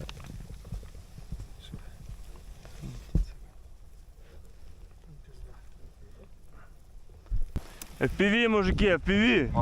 We're going to be cutting this video just a little bit short right here because we do have a lot more of news to get to tonight. And it appears that this is mostly just shelling and also trying to shoot down the Russian FPV drones. So we're going to be moving on from that clip and on into our next one, where we also got to see the K2 unit operating near the village of Avdiivka today. And here's the clip. Трошки кацапов побомбим. Once again, we're risking content ID. Вот ты посмотри на него. Каким-то косовым рафом, я не знаю, смотри. Is that a Russian prisoner? Oh! Headshot. Man, hitting us with the beats. Коричневая, вот оно, да.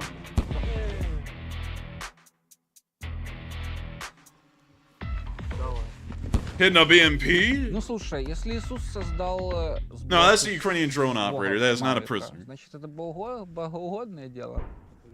Вот.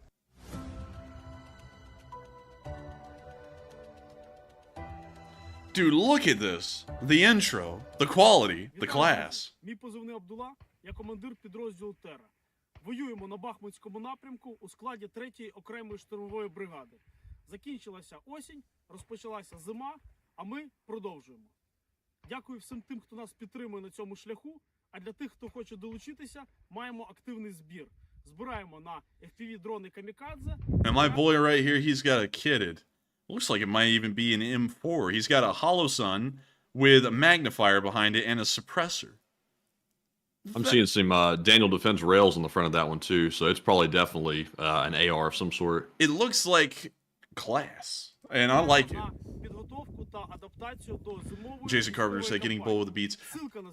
We kind of are tonight because they're long clips, and I want y'all to actually hear what's in them. But at the same time, we are risking getting content ID'd or someone going mental over the song playing. You know, if y'all appreciate the efforts and the risks we're taking, though, hit the like button. And we now see them riding in their car. Dude, that's how I talk whenever I'm riding in someone else's car right there. I always go, whoa, whoa, whoa, whoa, whoa.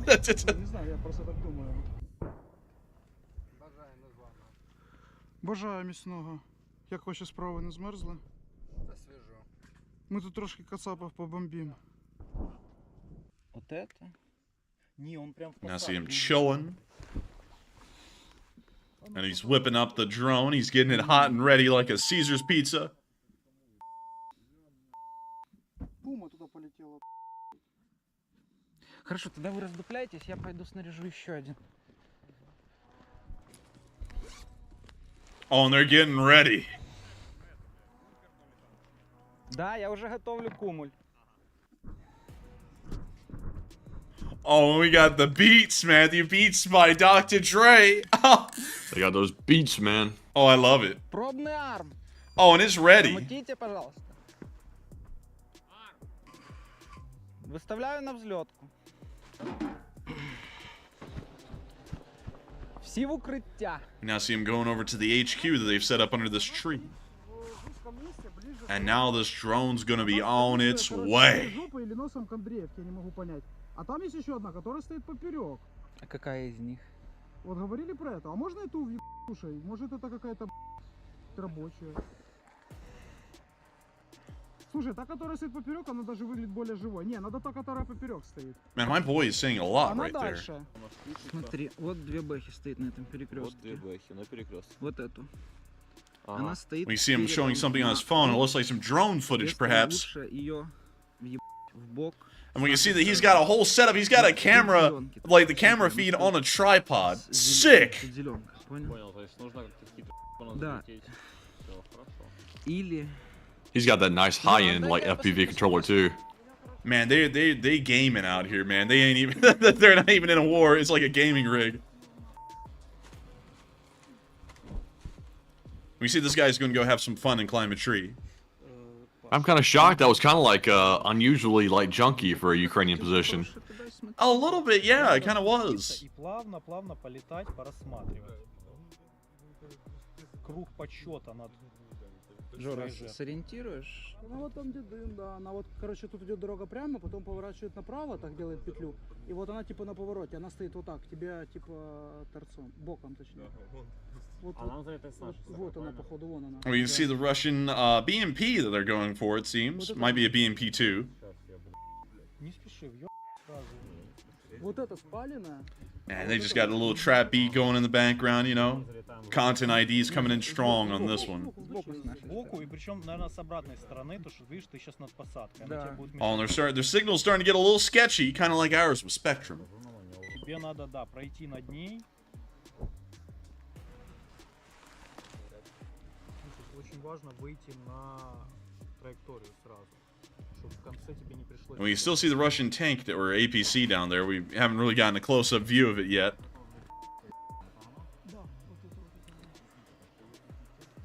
Someone said, didn't Russia already win? Wow. I guess we're just covering a non-existent fictitious war at this point, aren't we? Get him, Matthew! Kaboom! Boom, baby! Oh, I love it. Didn't OG2NV used to be in the live chat? Where'd he go? Where is he? Where's Waldo? He ain't here no more. I'm sure he'll make a second account, just like Chris's mom. She can't get enough of us. And it's not Chris. It's not any of the Chris's that are in the live chat right now. We're not talking about y'all's mom. We're talking about a specific Chris that was here like 2 days ago that we just Man, you just insulted a wide swath of Chris's here in our live chat. We're about to have like a Chris uprising. You know, every Chris is gonna be like, I have been mobilized. Also, I saw GOD420 say, any more polls? I'm over here trying to like find any type of news I can. I'm having a hard time coming with a poll right now. Well, Matthew, let's do a poll on the Polish. Do you like him? Yes or no? For real? Oh! Yeah. Yeah, sure, why not? Alright then. Man, I don't know if you saw that right then, but Это же знаешь, у них вот это есть инструкция, что типа крутиться, когда мавик типа переворачивается спиной. Там зеленки не особо Also, happy birthday to Angry Он даже не Penguin. проверил его Hey, happy birthday to you. Happy birthday to Он you. только что погиб. Ну, типа, у него на глазах он даже не опустился на колено, там, не знаю, пульс у него проверить. Ты посмотри предыдущий. It's a poll on the polls. So Literally. Let's see what the results are. Смотри, тут, короче, вот этот отстреливается. Вот это, короче, я в него скидываю. Там что-то с полочки полетели. Like Zoink Scoop. I think I'm about to be pixelated. Reggie. Oh, it's oh no. It's the bomb that pixelates you. You The go Ukrainians are of the mindset, before you begin to walk, you must learn to crawl. And look at him, he's crawling. Man, look, He's learning fast. He's getting it. He's going 4-wheel drive. Это у него каска железная. Охеревший. Не, каска вроде с боковыми обвесами. Ну так на железную каску боковые обвесы. Чехол модный. Man, my boy, he's getting it. He's got an AK-12 too. Дядя. Такой смотрит. He has to put the helmet back on. Ничего себе, дисциплинированный. Actually, he's thinking about it. He's like, do I want to put the helmet back on? Типчик идет, чуть ли не And I swear, right there, Matty, I just heard a Ukrainian say, like, a curse word. Let me go back a few seconds. Listen to this. тут, короче, и тут. Прилетает. Типчик идет. Чуть... Did you hear that? I did not. What do you think he said? Dip. Oh, I still didn't hear it, but I'll take your word for it. Let's listen to it one more time. И тут. Прилетает. Типчик идет. Чуть ли не... Right there at the beginning, he went deep shit. I was like, all right. I was like, is he saying that for real? But anyways. Maybe so. Maybe so. I mean, I guess you could have heard that. Maybe. Or I'm just going crazy. One or the other. I'm crazy. Could be going crazy. But anyways, we're going to cut this clip a little short here because we're already starting to go massively over time on our news segment, and we still have so much to cover. Moving on from that little video and on into our next one, we also got to see some evacuation of the wounded in the field.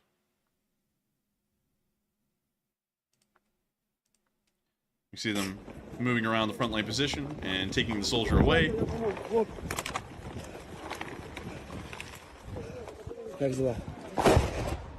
And we still hear shelling going on.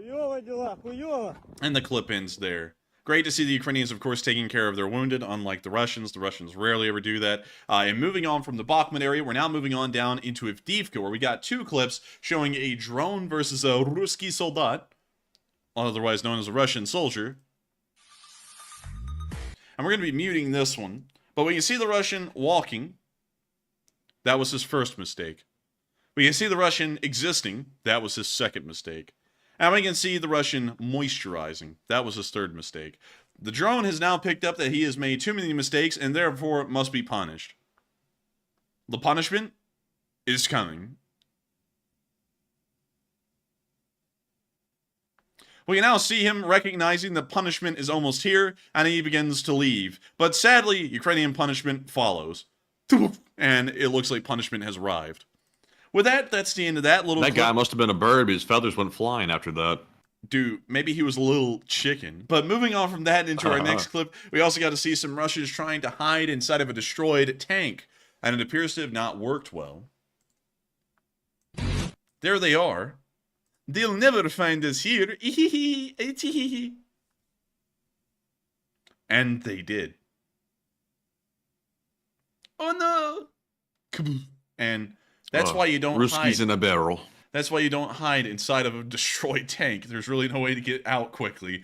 But moving on from that little clip and out of the Avdiivka area, it's time for us to get down to Marinka, because we got to see some pictures of the ruins of Marinka, which is interesting because the Russians claim they took the city today and they raised their flag in the middle of it, and then the Ukrainians pushed them back and they lost the holding that they had that allowed them to say that they controlled the majority of the town. So kind of a little hilarious to think that they lost it as soon as they gained it, and the Ukrainians still hold most of Marinka. Moving on from that and into the area of Novomikhailivka, we also got to see that the 24th was hitting some Russian armor. And so, of course, here it is. And I love the name of this Ukrainian unit because it's Raggy Rarag. But here's the clip. There it is. And we're going to mute that because they're calling to say nothing. But we can see them hit the T-90, blowing it up.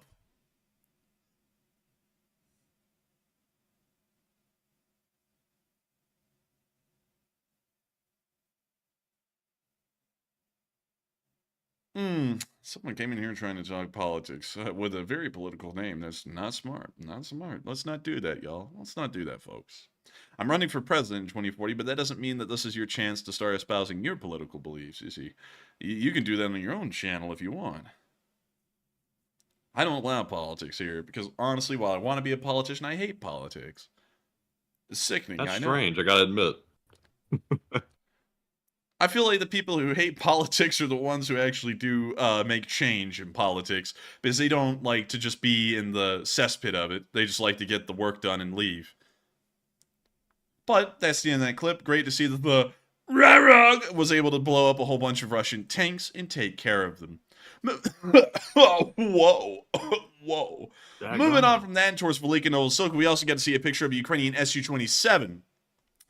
Pretty sick. That's all we have. That is pretty sick. Just a cool picture. But moving on from that little bit of news and towards Ukuhip, or Huilipol, we also get to see an Italian M109 with a big mustache painted on the front of it. I thought it was cool. We're going to be muting that, but look at that mustache.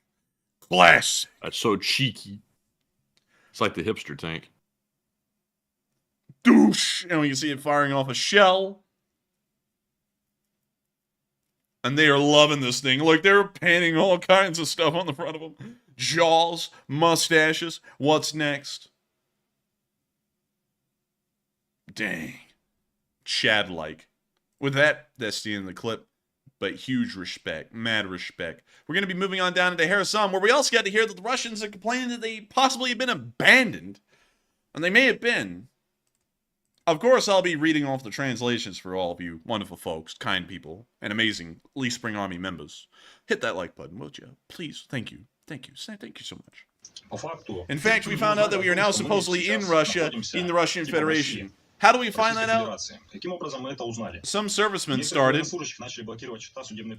to have their accounts blocked by bailiffs. The bailiffs made a request to the Ministry of Defense. The Ministry of Defense said that we're not on the SMO, and it happens that people stay on the islands of the Dnipro River for 10 days, 7 days. They drink from the Dnipro River, eat whatever they find under their feet. Guys had found 1 can of stewed meat. I talked to people who were pulled out of there. They had found 1 can of stewed meat, cut up a 5-liter bottle, poured water from the Dnipro River, boiled it, added canned meat to it, drank it in turn, just not to starve to death. We are abandoned. It looks so. Our command provides false information. What do you treat people with? I treat people with medicine at my own expense. I go and buy medicine and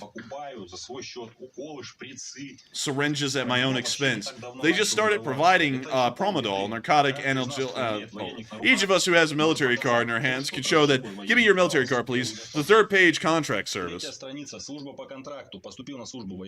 Enlisted for military contract service page is blank. It's all blank. Not served in the armed forces of the Russian Federation, the page says. About a person who is on the front line, who performs combat tasks, gets under bullets. Military service during martial law and wartime mobilization, empty. So we take out the wounded from under mortar fire and the others shooting fights on personnel transport. Personnel transportation is fueled with our own money. That is, we either collect money from the brigade for gasoline and oil, among other things, or we get money from our wives, as we have no money and our salaries do not come. So we're simply taking the last of the money from home. Ammunition, well, only enough for AKs. No mortar cover, no air reconnaissance, no cover at all. They say they're giving $300,000 for the ones in stripes, but that's not even the point. It's just that people get wounded. The command don't issue medical certificates. And that's the most upsetting thing, because people go to fight for the motherland. Yes, maybe some came for money. I'm not here for money. It is needed. As my comrade said, money will catch up. The main thing is not to catch a bullet, a shrapnel, so that it would be justified. So that the families would be provided for and protected. My wife is pregnant right now. Mine's about to give birth. My son is 1 year and 2 months old. The fact is, they're not protected by anything.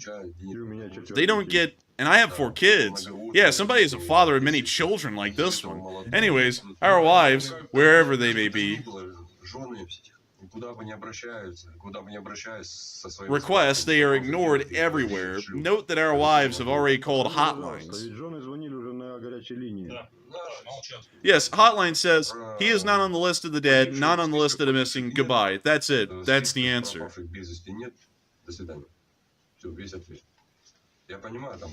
I understand that the hotlines are already overheated, the phones are melting, but it isn't an answer. Answering like that is a scumbag thing to do. How do you want people to fight after that? What for? And that's the end of the clip, but you can hear that these guys aren't that happy.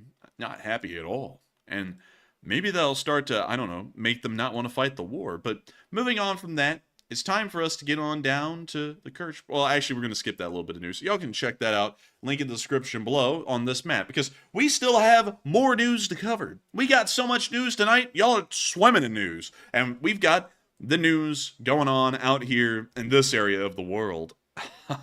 Watch the YouTube censors really get confused with that one right there, because we didn't say it. We saw today that some party goers started to have an issue with the homesteaders here in this area of the world, and it appears that a a little bit of a showdown started to happen up near the very edge of the fence in the backyard. We got to see that there was a little bit of an exchange of words, and maybe even more than words, in the area of the fence in the backyard. And here's the clip.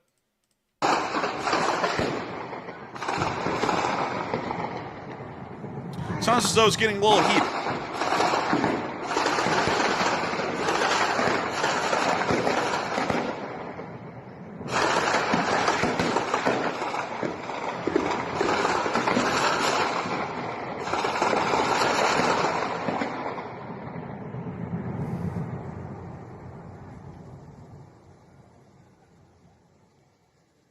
Let's start to get a little quiet, and then the video will end.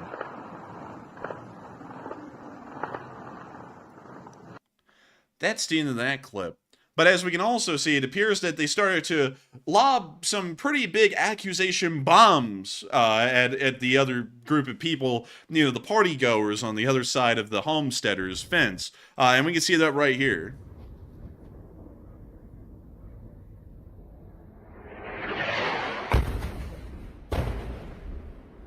We're supposing that the party goers kind of, you know, got a little quiet after that, maybe even took some naps, but we don't really know for sure. And we were told that this was certainly some kind of party goer activity, as they were really the one to kind of start the fight in between them and the homesteaders across the picket fence. But moving on from that and down into the area of their house, more so the biggest house that they have, you know, they have a couple on the property. We got to see that today it appears that some of the fireworks may have malfunctioned in the process of trying to stop the party goers from shooting fireworks onto their property, and one of them may have ended up hitting near the house or onto it. Here's the clip.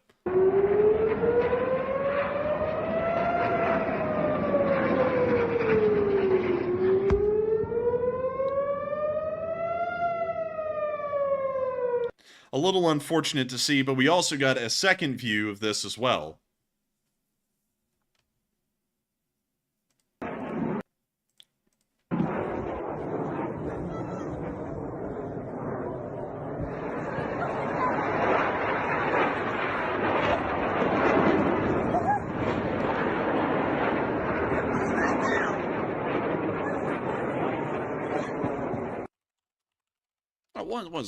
One second. I gotta get involved in that one. But with that, we can unfortunately see that one of the fireworks had a little bit of an incident, but hopefully it won't be anything too severe, and hopefully nobody was hurt during the fireworks. But moving on from that and down into the area of the other side of the yard, on the other picket fence, we did see that there was the even bigger exchange with the party goers by the homesteaders. It appears that the homesteaders and the party goers, at least on the other side of the fence, started to get into a little bit of a heated exchange, and we could see that words were thrown around a good bit, and we saw that the homesteaders start to move around their property a little bit.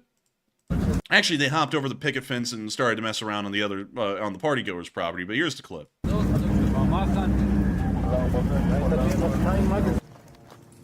When you see them wandering around the other property on the other side of the picket fence.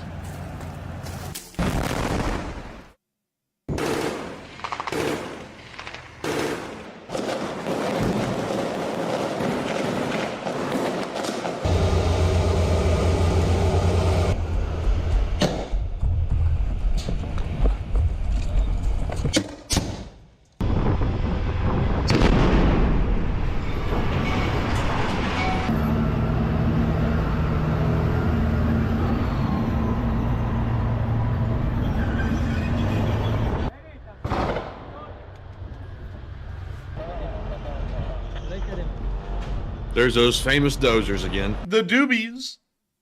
Oh! The doobies. Wow. Wow. Big ol' explosion. Well, that's the end of the clip right there. But pretty interesting to see, I gotta say. And it looks like they're, you know, in a little bit of a dispute. Some people are asking me, talk normally. If I do that, y'all, our channel might not be around much longer. So we've got to kind of talk a little bit in this code while covering this certain kind of news. So that way we can get it across what's going on. But, you know, also make sure that we'll exist tomorrow. So y'all have a show to watch then. I know, some people take it for granted that we usually run 6 days a week. But some things out there some groups out there want us to stop running at all, and they are very vehement on trying to have us taken down for covering this. So with that, we're now moving on into our next little bit of news from what was going on between the homesteaders and the partygoers, and it appears that the homesteaders started to throw some pretty big bombs at the partygoers.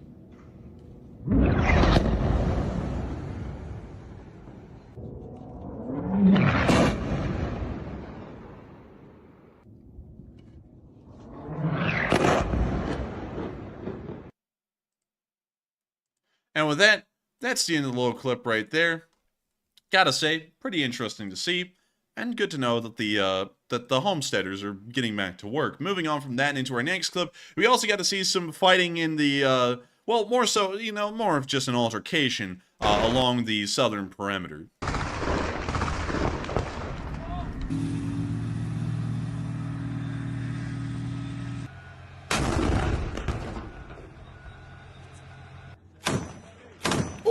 I like that.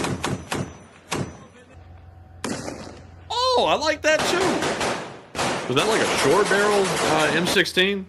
I think it might be like XM177 or something like that. It's really cool though. I like it. I like it. But yeah, it was pretty unique. With that, we're moving on from that and into our next bit, where we also got to see that the homesteaders started to, you know, I hit one of the houses that the partygoers had on the southern side of the picket fence, and we got to see several clips of that right here.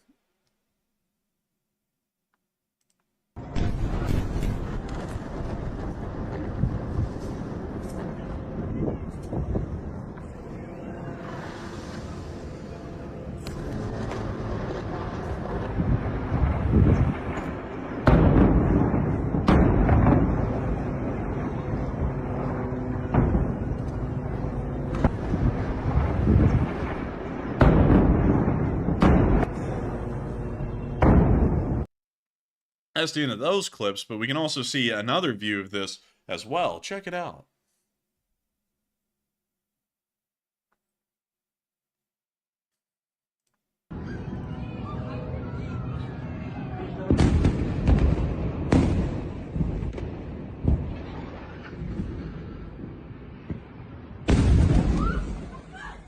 Oh, well, that's the end of the clip right there, and with that, we're now going to be getting on into our next one. Well, actually, really quickly, I believe that was all of them. As a matter of fact, it was. And so, without further ado, it's time for us to return to Kyiv and cover the speech from President Volodymyr Zelensky here on day 647 of the war.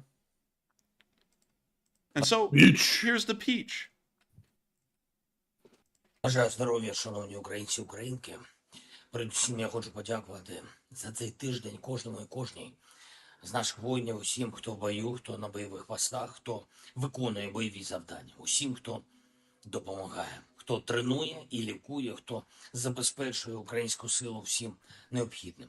А також, звичайно, нашим рятувальникам, усьому колективу ДСНС України, працівникам Національної поліції, Національної гвардії, які допомагали і допомагають незмінно нашим людям після російських обстрілів та після ударів негоди. Всі, хто працює на наших українських оборонних виробництвах, всі, чия робота допомагати Україні, дбати про інтереси нашої держави, всі, хто захищає Україну на міжнародній арені. Усім я дякую за те, що цей тиждень теж став результативним для нашої держави, для досягнення наших цілей.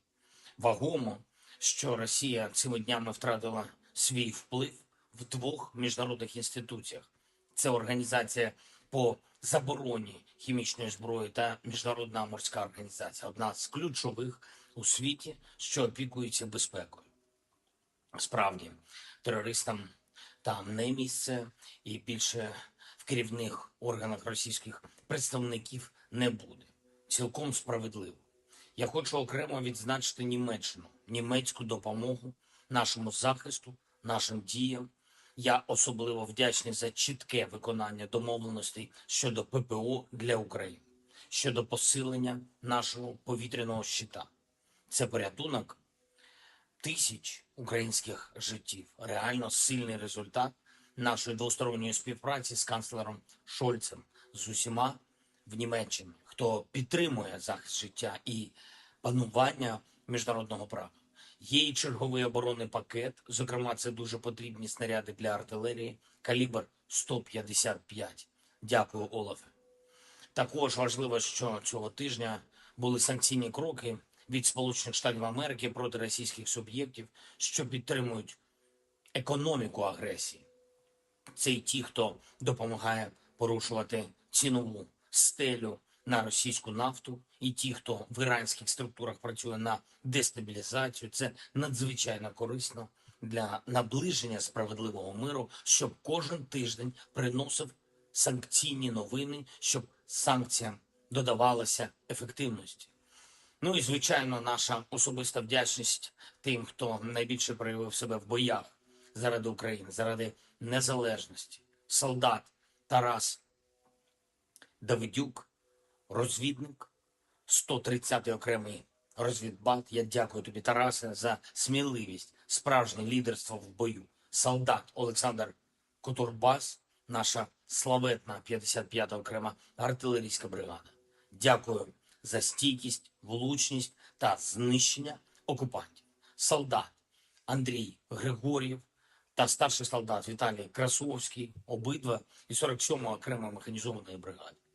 Неодноразово відбивали штурми противника, проводили евакуацію поранених з поля бою, знищують піхоту противника. Хлопці воюють на Бредлі, до речі. Дякую вам за силу. Сержант Микола Шугайло, 704-й полк радіаційного, хімічного, біологічного захисту. Дякую за хоробрість при відбитті штурмів. Дякую за волю боротись. І ще двоє воїнів 93-ї окремої механізованої бригади «Холодний Яр», солдат Андрій Яцковець та молодший сержант Олександр Гаков. Дякую вам, хлопці, за рішучість у наших українських штурмових діях. Усі, хто дає Україні результат, усі, хто знайшов своє місце в загальнодержавній справі, усі, хто допомагає, дбає про Україну, усім слава, усім вдячність, усім шана.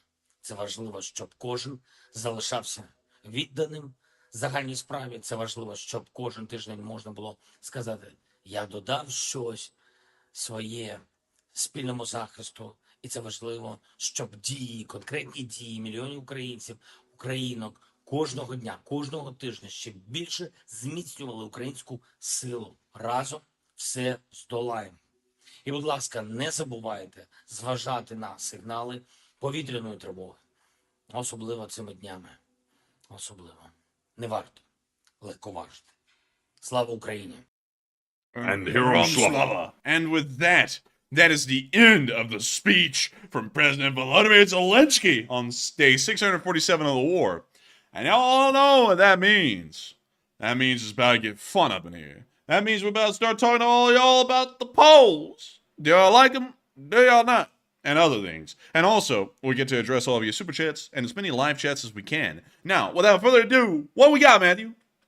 All right, and for our final question segment and poll segment of the night, we have a super complicated poll. This is probably the most complex poll in the history of the channel. The question is, do you like the Polish? 83% said yes, 13% said unsure, and 4% said no.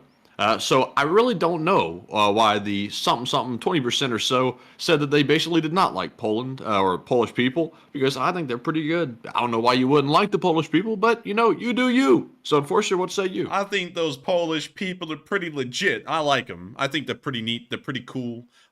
You know, they got a neat military. They got a neat culture.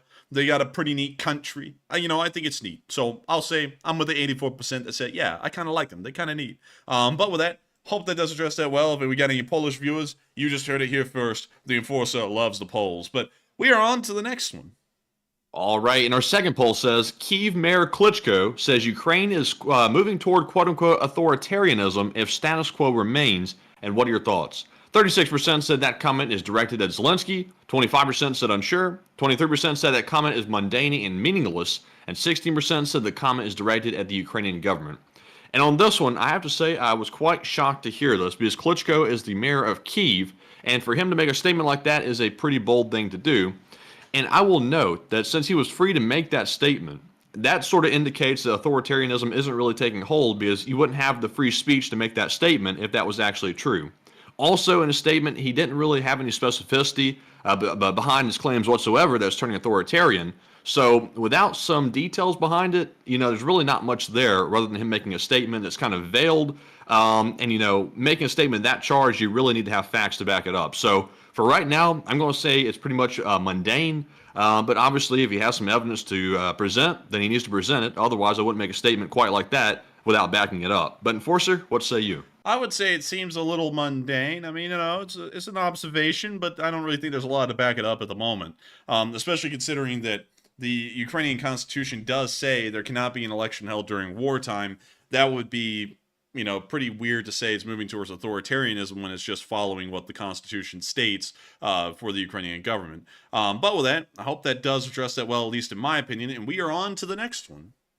All right, and also I saw Barry Badarinth. He said, I generally like polls about polls, but that poll was a terrible Polish poll. And Enforcer, that was actually an Enforcer's poll that he came up with. I just happened to put it in the chat. Enforcer, what do you say? Man, Barry, what's wrong with that? I mean, I thought it would be pretty clear. You like the poll. Everyone likes the polls. Nobody hates the polls. Who would hate the polls? Not me. I don't know. Someone told me that question was like an IQ test. I have no idea why, because it was so simple. How could it be an IQ test? Man. If you can answer that, you've got an IQ of 100 right off the bat. yeah. Well, with that, we're on to the next one. You know what I mean? All right, so that was our last poll to address. So, of course, y'all know what time it is. It's time to move back into our Super Chat questions.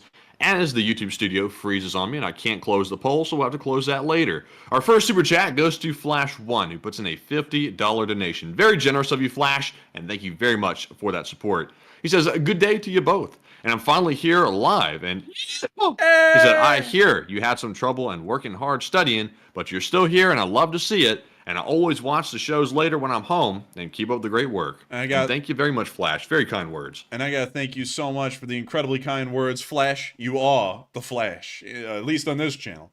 And I got to thank you so much for wishing us the best. The exam was a little tough. I tried to study a little bit, but I don't really think I studied the right way. Because I sat there and went, okay, torts. What do I need to know? I need to know the elements of the torts. I need to know the tests a little bit for the torts. I need to know those things. And then I sit down and then they're like, so anyways, Judge Cardozo. And I'm like, yeah, I didn't really look at that. I have no idea. So that was something that kind of freaked me out a little bit when I was taking the test. And also, who the hell has the last name Carbozo? I don't even know. But anyway. I'm not the only one that called him that. That guy writes the most complicated opinions of any court around. Even the professors will say, if you see an opinion from this Judge Cardozo, it's going to be throwing you for a loop. And that's not a good reputation to have, I don't think. You can be too complicated to the point where nobody understands what you're saying, and that's not good. Yeah, and I was like, I was like, this is a little tough here. I was like, we only focused on this guy for one case, and it wasn't even on what the question was about. It was like a question of, you learn about this guy, and it's in one specific category. Let's just say, to make it simple, automobiles. So they're like, what would Judge Carbozo think of rocket ships? And you're like, we never covered that. I don't know what he would think of rocket ships. He could think anything about them. I don't know. But anyways, I do think... You know what? I just remembered. When I showed up for my torts exam, I sat down, and a dude walked in the door about the same time I sat down, and came in with a knife and a fork and a bib on, and sat down, and was getting ready to eat. And I was like, what are you doing? He said, I'm here for the tort exam. I said, what? He said, the tort. And he was talking about the dessert, and he was getting ready to eat. Man, dude, that cracked me up. So But with that, I thank you so much for the kind words. The Enforcer human would be really good on that one. That was such a good joke. That was a great one. I'm not going to lie. You need to win an Emmy for that, or an Oscar, or whatever they give for those kinds of jokes. But anyway. I'll take an Oscar. Man, Oscar Mayer Wiener, the hot dogs or whatever.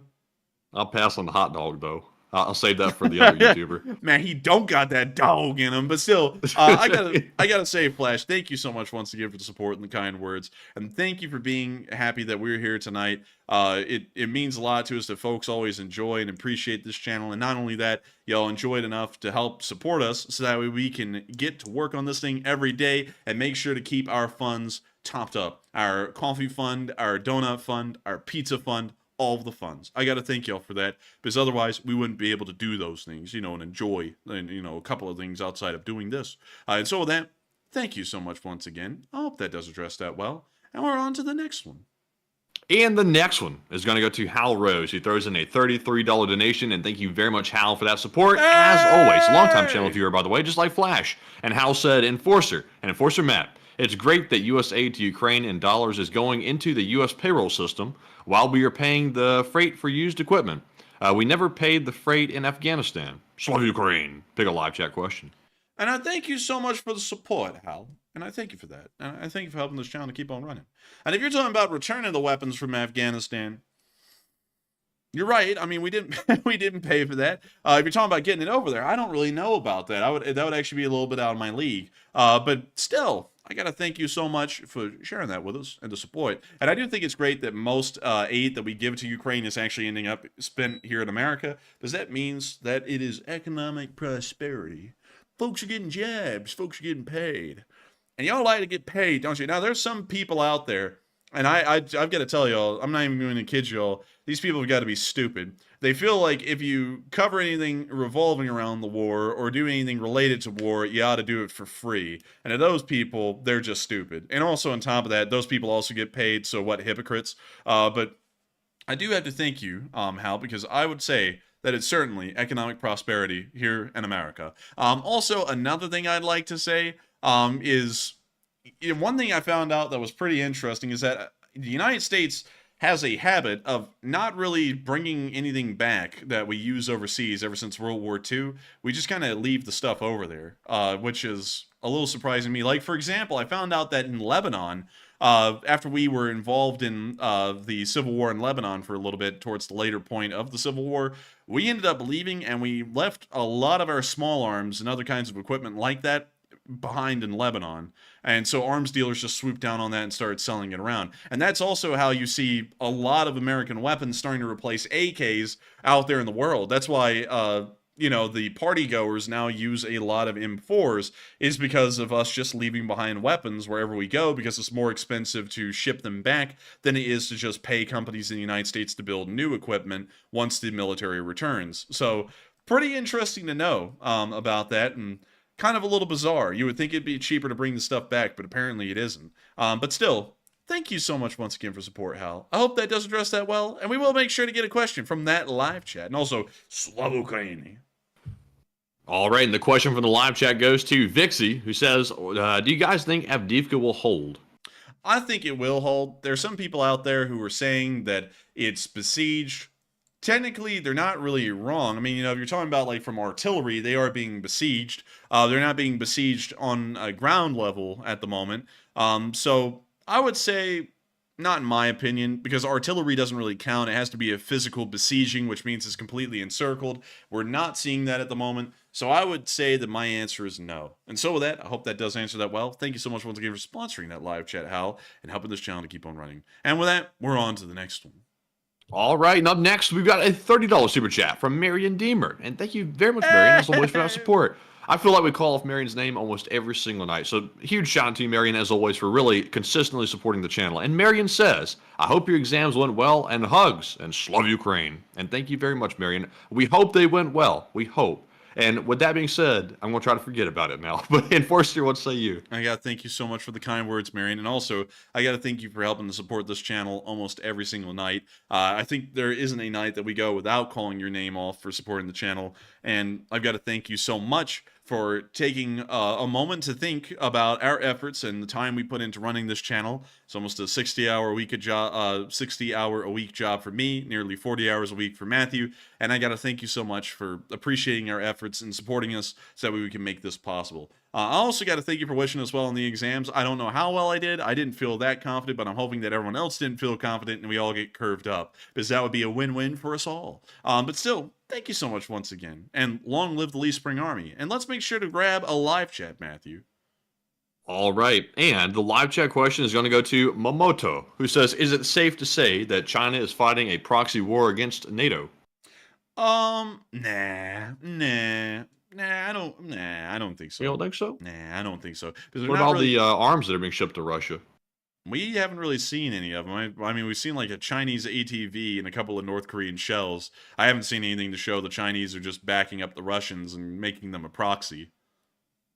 I would say that either they're sending it through North Korea as the third-party person, or if they're sending stuff, it's just not being exposed that well. But we do know that they are sending stuff in the background, and I would not be shocked if it was a lot more that's being than that's being reported. Well, I would have to disagree because there's a point where you can report things. There's a point where the Ukrainians would film it, and it'd be pretty clear. Like, you know, they would start capturing Chinese rifles or Chinese ammo or Chinese tanks or Chinese armored personnel carriers or Chinese helicopters or Chinese missiles or Chinese ATGMs. Anything for that matter. We haven't seen any of it, you know, and there's a point where, for example, the 3rd Brigade just doing its daily wipeout of Russian forces, it would clearly film a Chinese tank or something like that if they were supporting them. And I don't think they are a proxy because while we can say that the West is fighting the Russians in Ukraine by proxy because we can see loads of Western equipment and it's clear and obvious to everyone that we are supporting Ukraine and that's really the only reason they're trucking on still at this point, we're not seeing the same thing for the Russians. We're not seeing a large amount of Chinese equipment inside of their ranks. I mean, we see like a North Korean shell here and there, and that's about as far as it goes, and that isn't even Chinese. So in my opinion, I would say that the Chinese aren't fighting the West through proxy. If the U.S. is fighting Russia through proxy in Ukraine, well, really the Western world, NATO is fighting Russia through proxy in Ukraine, but I don't think the Chinese have stepped in yet to be as big of a supporter where we could say that they're fighting us through proxy, because they haven't even gotten close to doing what we do. I will say they haven't matched the level of what we're doing, sending the big ticket items, but we do know, according to reports here, that they have been sending stuff like navigation equipment, jamming technology, and jet fighter parts to Russian government-owned defense companies. So that is evidence that they are sending stuff. But it's not really a lot, you know. It's not that isn't enough to go, oh yes, they're fighting us by proxy. I mean, that's like practically nothing. I mean, the aircraft parts could be, you know, several hundred parts of each, which could, you know, in a big picture be almost nothing. You know, it's just not enough to say they're fighting us by proxy because that means that, for example, with the war in Ukraine, the Swiss are fighting the Russians and the Chinese by proxy because the Swiss have sent medical aid to Ukraine, and therefore that counts as them being, well, Ukraine being a proxy of Switzerland. And it just doesn't really work that way. You have to have a pretty substantial, you know, dedication and effort put into a side to say, oh yeah, that's a proxy.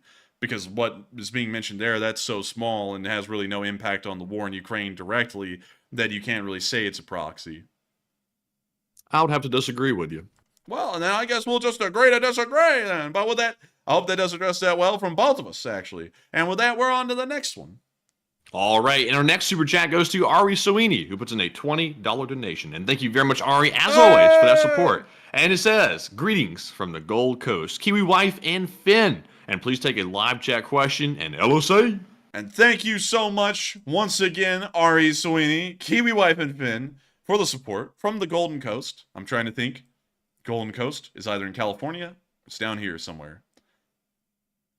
Oh no, I can't think of where the Golden Coast is, but nevertheless, I do thank you so much for the support, Kiwi Wife and Finn, and always being here with us, watching this channel, and helping us to keep this thing running. Folks like you who support the channel are few and far in between, and we got to thank each and every one of y'all graciously for y'all's support, because y'all are the people who help this channel to be possible. And so thank you so much once again, and thank you for enjoying our show. And with that, we are on to the next one.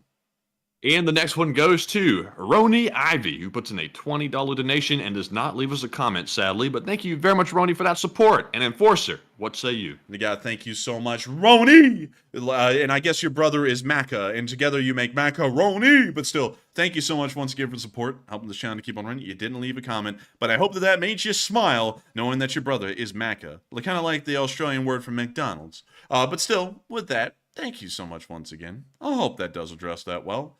And thank you for helping this channel to keep on running and be possible on a day-by-day basis. You help us to make my dream possible. You help us to spite bots. You help us to spite haters. You help us to do it all. And if it wasn't for folks like you who support this channel, where would we be? We wouldn't be here. And so with that, thank you so much once again. And, oh, man, I'm telling you. But we're on to the next one. And the next one goes to Mace, also a longtime channel viewer who puts in a $20 donation. And huge shout out to you, Mace. He says, Igor! And take one from the chat. Slava Ukraine. Igor and Slava Ukraini. And thank you so much, Mace, for supporting this channel and helping us to keep it running. Because if it wasn't for folks like you, we wouldn't be able to make this thing possible. And so thank you so much once again. Thank you. Thank you very much. And I hope that does address that well. And did he want a live chat, Matthew? And yes, he did. So let's get it. All right, so the live chat question is going to go to Dustin Yancey, who says, what does it mean going forward in terms of POWs in the war after footage recently released of Russian soldiers executing Ukrainian soldiers who surrendered? Actually, that's been something that's happened quite often throughout the war, and we've seen that hasn't really changed much over time. We saw that Ukrainian soldiers being captured very early on in the war were sometimes being executed, but the Ukrainians still follow the Geneva Convention's rules regarding prisoners of war like they should, but nevertheless, every once in a while, there may be some frontline justice issued by Ukrainian soldiers, or they also end up executing Russian soldiers because of that. But with that, I hope that does address that live chat fairly well. And thank you so much once again for the support and helping this channel to keep on running. And with that, we're on to the next one. And moving on to our next one, we have a $20 donation from Steve T. And huge shout out to you, Steve, for that support. He says, are Russian food supplies and local supplies still being poisoned? And I would have thought with supply truck hits, this would be perfect for winter.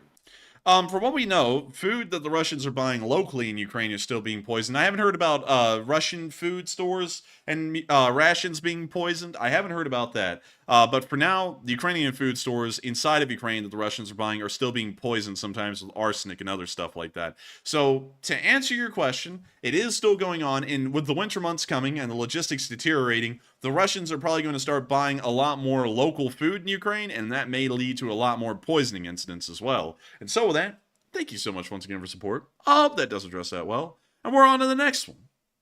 And we've got a 20 from Junebug72. That is with a 72 on the end. And thank you very much, Junebug, for that support. She said, hi, I hate politics, but I keep up even if not much makes sense. And I feel like we are on UNTGE, upside down. Anywho, have a good evening, and slava to all the heroes everywhere, and bless us all. And thank you so much for the support, Junebug72, and helping this channel to keep on running. I gotta be honest with you, I can't stand politics.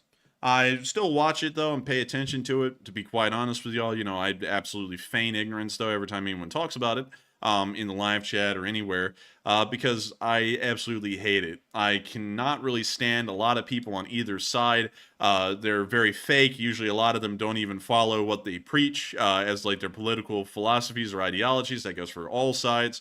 I don't like them, and I cannot stand them. And that's the reason why I want to get involved in it. You know, because a lot of people always sit there, and they always want to, you know, whine. I'm not really one to whine. I'm more so one to complain.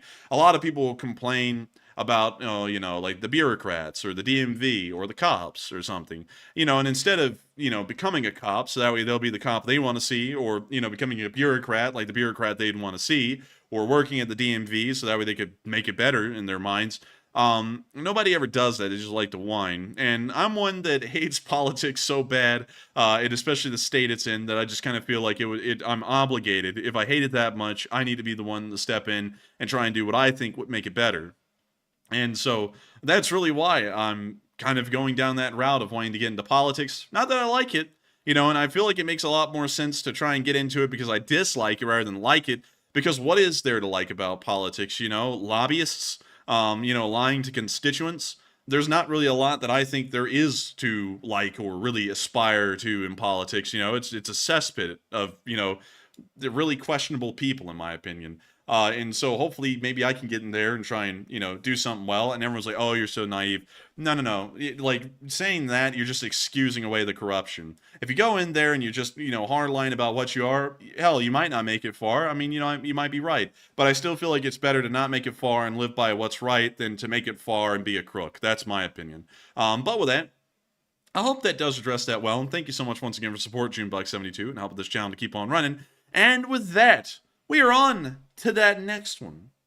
All right, and our next one goes to Jay Bagwell, the channel legend, who puts in a $20 donation. And thank you, Jay, very much for that support. And he said, on Enforcer's first day in office, the Secret Service will mutiny after learning their new duty weapon is a Colt 1903. And I'm sure they would, Jay, because they have to have their Glock or they don't feel comfortable. Those government guys, I'm telling you. But Enforcer, what say you? And I thank you so much for the support, Jay. The Secret Service probably would. But it's either that or they get Colt Anaconda in 44 Magnum. It's one or the other. They can't get both. Well, they can't get anything else. It has to be one or the other. So it's either a Colt 1903 in 32 ACP or it's a Colt Anaconda in 44 Smith & Wesson Magnum. One or the other. So they can either get too much firepower or maybe a little too little firepower. One or the other. But still, thank you so much for the support, Jay. And I gotta say, the Secret Service has got to be balling. They either got to be flashing the Magnum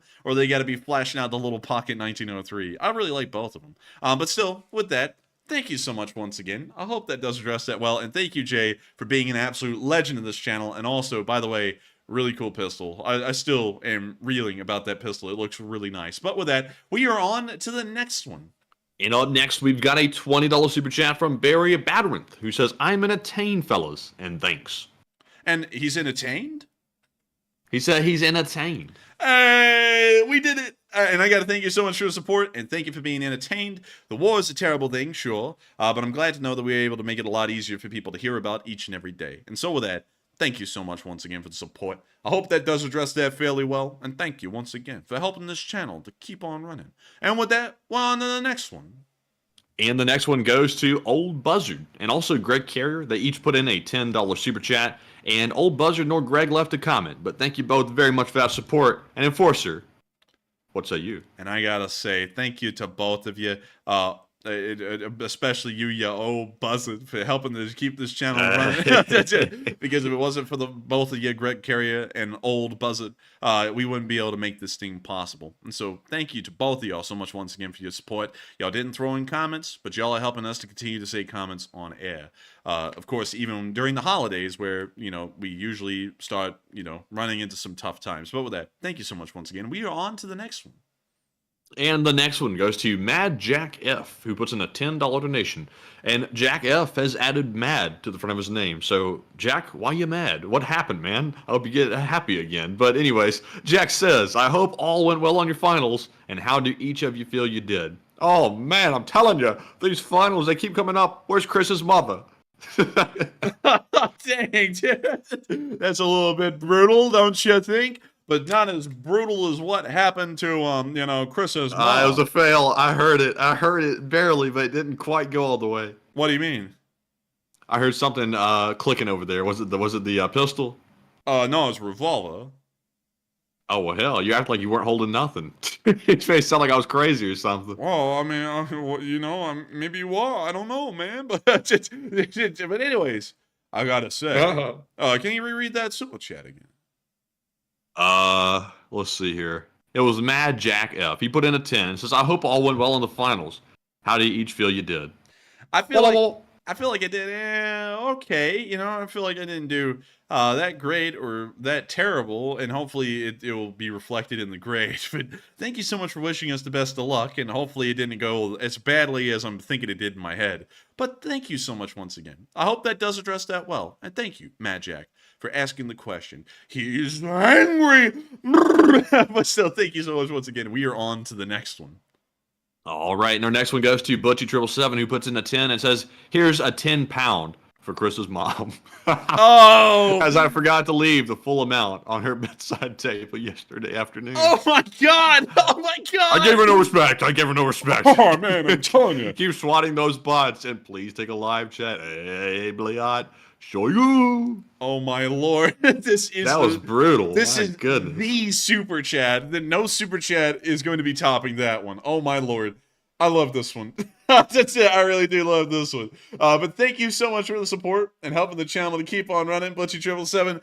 I gotta tell you, that is the most brutal thing I've heard about Chris's mom all night. And by the way, to all the Chris's we have here tonight, it's none of y'all's mothers. It's a specific Chris that ended up getting banned, and we just started going off on his mother. But I gotta say, I'm glad that you gave it to us. We'll make sure to give it on over to Chris's mother. I'm sure she'll be by anytime soon. And I gotta thank you so much once again for helping this channel to keep on running. Because if it wasn't for folks like you, we wouldn't be able to make sure that Chris's mom stays in the headlines. Because I'd be damned. She does deserve it with all the work she puts in around the city. She's not doing any community. Well, she is doing a little bit of community service, but not in the way the city likes. But still, thank you so much once again, and Shoigu at the Nuniprebasna, blitz. And thank you once again for helping this channel to keep on rolling. And with that, we are on from that legend of a super chat, and we are on to the next one. All right, and the next one goes to NC Asia 8, who puts in a 10 and says, is winter conditions in Ukraine better for Russian or Ukrainian troops? Usually it's better for Ukrainian troops because their supply lines are a lot shorter, a lot more efficient, and so they're able to handle the winter weather better than the Russians. And so with that, I hope that does address that well, and I got to thank you so much once again for the support and helping this channel to keep on running. Because if it wasn't for folks like you, we wouldn't be able to answer questions like that. And with that, well, on to the next one.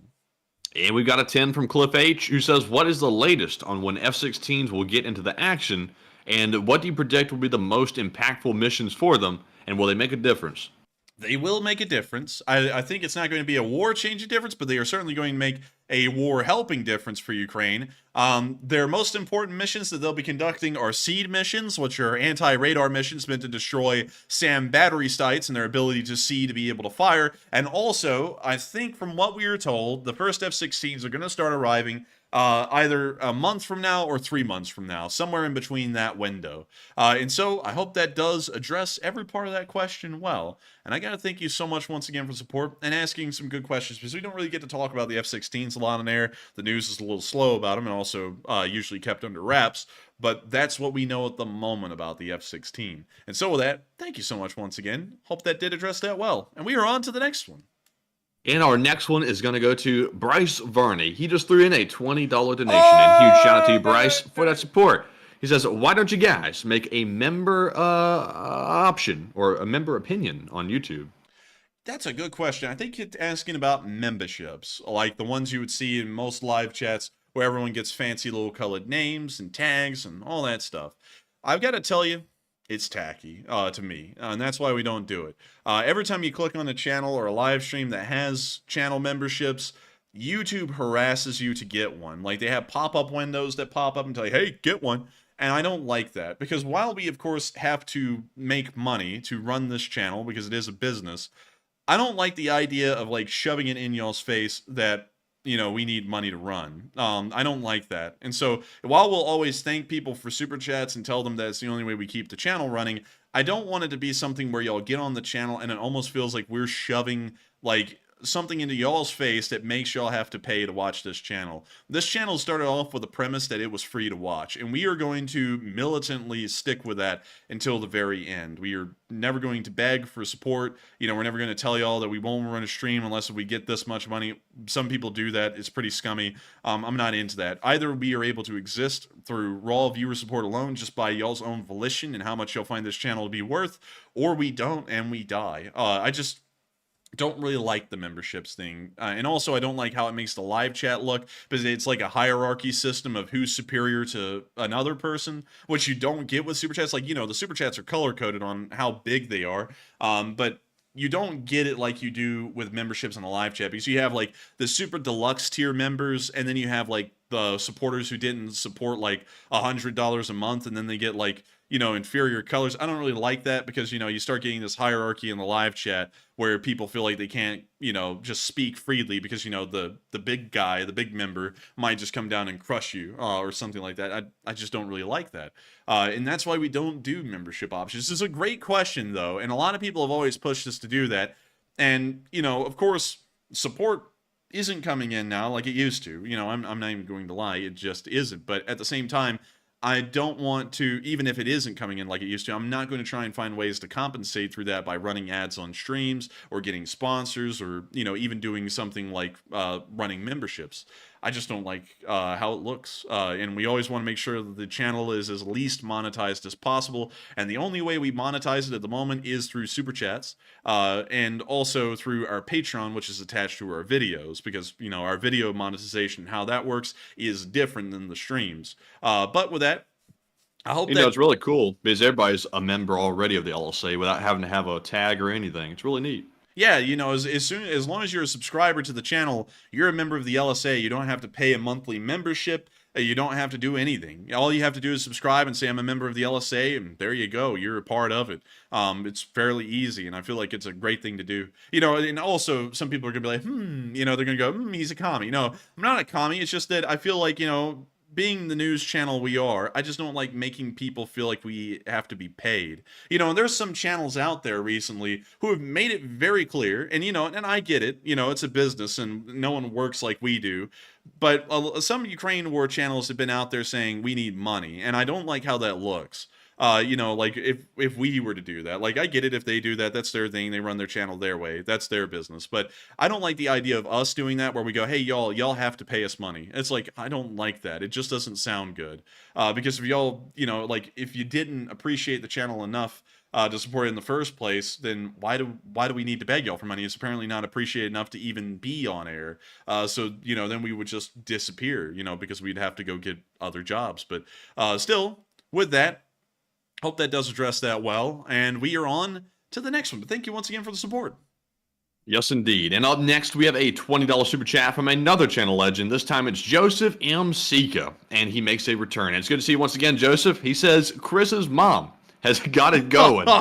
Oh, she's... wait a minute, hold on. Let me proofread this one. This looks a little wild. Let's see. Man, I don't know about this one, Joseph. This is kind of wild. I'm going to send this to the enforcer over Discord. He said at the end, sorry, I'm drunk, disregard. Well, I gotta think. Dang. Yeah, I just saw that at the end of it. Yeah. Enforcer, you brave enough to read this off, though? No. No, I think we're going to have to disregard most of it. But I will thank Joseph for the support and giving me a laugh, because while most people may not be able to read it, I'm reading it right now, and this is gold. It's just, sadly, this one is so far, and we can't read it off, but I love the energy, Joseph, and I got to thank you for bringing it in here tonight and supporting the channel and helping us to keep it running. And not only that, but once again, putting it to Chris's mom. But Chris's mom is used to having it put to her a lot. But with that, thank you so much once again. I hope that does address that well. And with that, we are on to the next one. And thank you so much once again, Joseph, for helping this channel to keep on running. And you stay frosty over there. And with that, we're on to the next one. And Joseph said it's a song. Joseph, that's even worse because we can't sing, and also we can't say what's in the super chat either. So I don't know, man. We'll have to leave that one in text. If you see it, you can read it. But anyways, thank you, Joseph, once again for the support. And moving on to our next super chat, we have a $10 donation from Green Eyed Girl. And thank you as well for your support. And Green Eyed Girl said, out of my vacation fund and into yours. And I will be gone next week, and I will miss you guys. And dang, I'll miss some streams, man. I can't stand it. Well, you have fun, Green Eyed Girl, and thank you for the vacation fun. We haven't taken a vacation, ever. I was thinking about that. I was like, when? I was like, never. We haven't taken a vacation in 2 straight years. And before that, because of the plague, we hadn't taken any vacations then either. So I think it's been 3.5 years since we've had a vacation. I feel like we live like medieval peasants at this point compared to how other people vacation. Because we like live in the same spot year round. We never leave. We never go on vacation anywhere.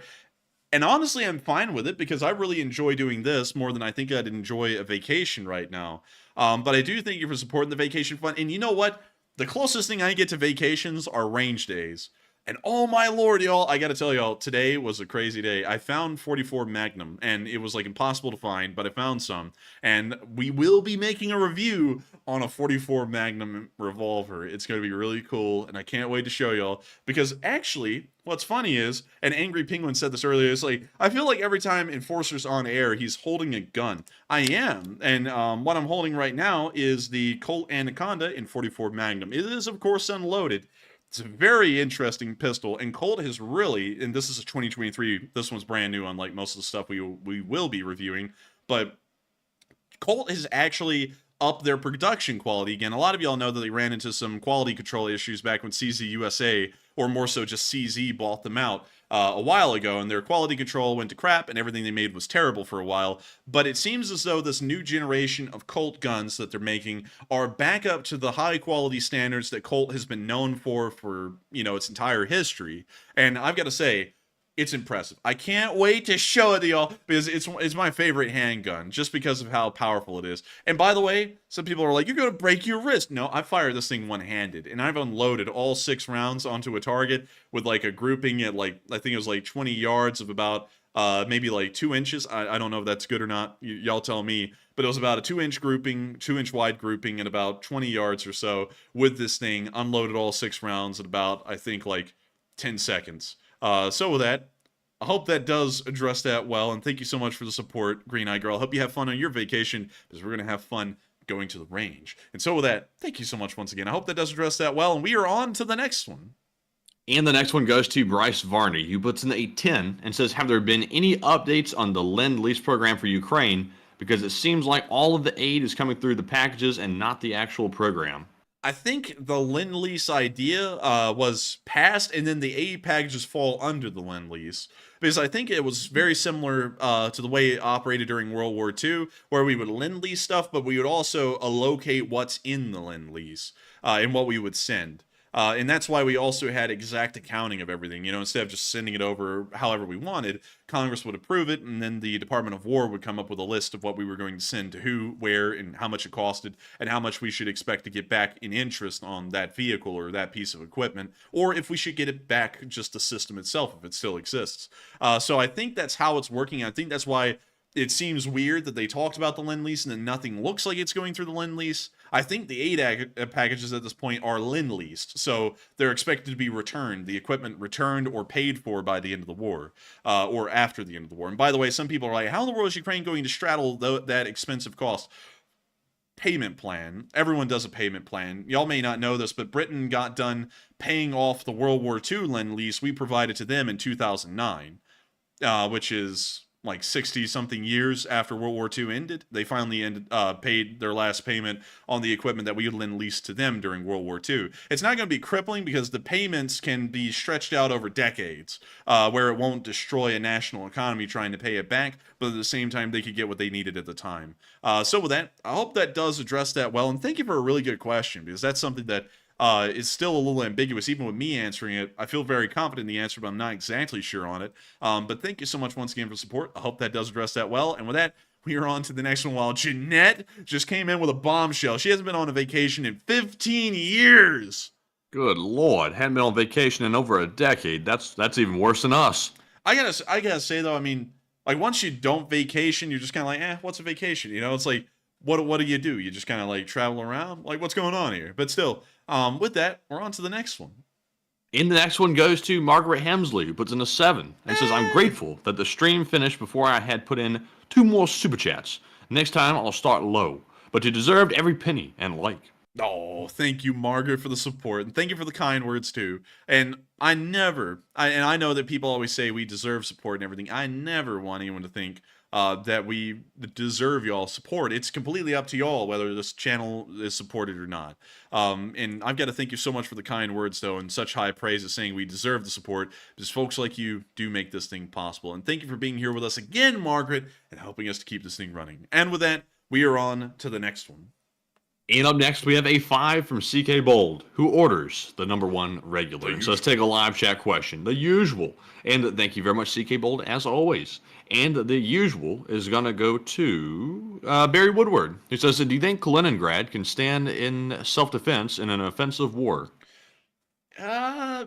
Probably not. I would guess that they could for a while, but it wouldn't be that long, because most of Kaliningrad is wide open fields and countryside. The Russians would have a pretty hard time holding that down, especially against superior air power and ground forces. So they'd probably get pushed back to Kaliningrad, and by that point, I'm very certain that NATO naval forces in the area would have besieged Kaliningrad by sea. There would be no way for the Russians to get in further supplies, support, and equipment. So Kaliningrad would either be besieged and like the city, not Kaliningrad as an oblast, but just Kaliningrad city, would be besieged at that point and become completely useless, or the garrison would surrender and all of Kaliningrad would fall under NATO occupation for the remainder of the war. At this point, I just don't think they could hold an effective defense. Also, because a lot of the green Russian forces, like, for example, in the Russian Air Force and the Naval Air Forces, are being sent to Kaliningrad, meaning that their air garrison there is incredibly undertrained to the point that they're actually getting a few fatalities over the past few months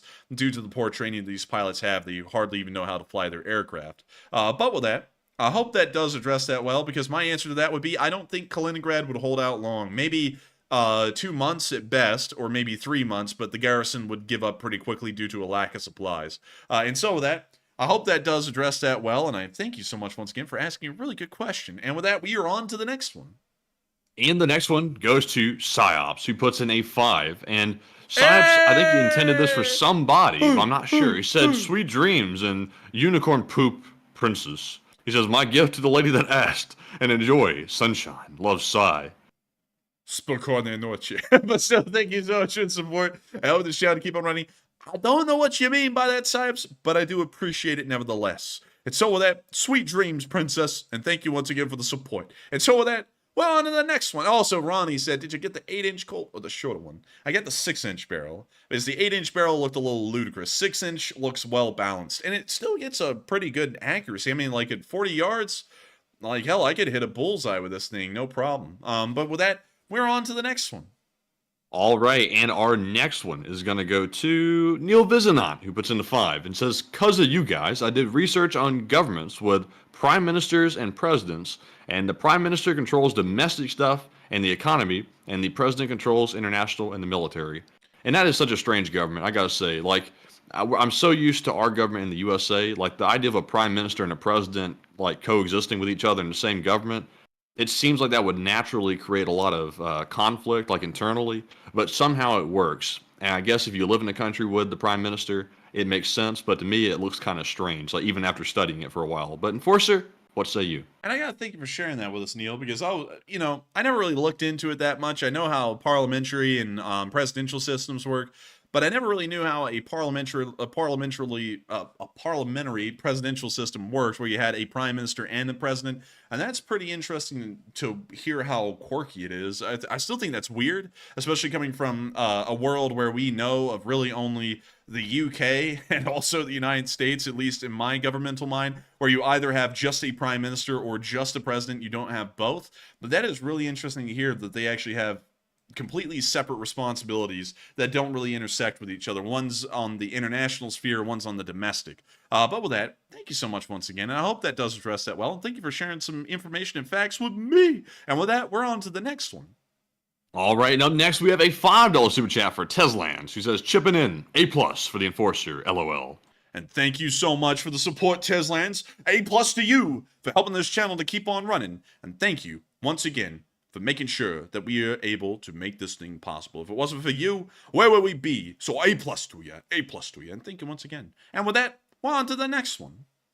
And this one goes to Neil Vizinant, who puts in a 5 and says, "NATO could help with anti-aircraft by remote aircraft and can't prove where the control signal came from or who's driving." Well, I mean, yeah, I mean, like, on the circumstances you could, but there still would be a possibility that it could be uncovered, and that could be an issue. But still, it is possible. That it's a pretty complex workaround, but still possible. And so with that, thank you so much once again for support. I hope that does address that well. And y'all know what's happening. We're on to the next one. And up next, we have a 3 from Ronnie Ivy. I think Ronnie had put in one earlier in the stream, if I'm not mistaken. Let's see here. He did. Yeah, he did. He put in a 20 earlier in the stream. So he put in another 3. And thank you very much, Ronnie, as always, for that support once again for the second one of the night. And we also have a 5 from Warren Zasquatch, who says, "Still watching every night and enjoy being here so much. And go Homesteaders."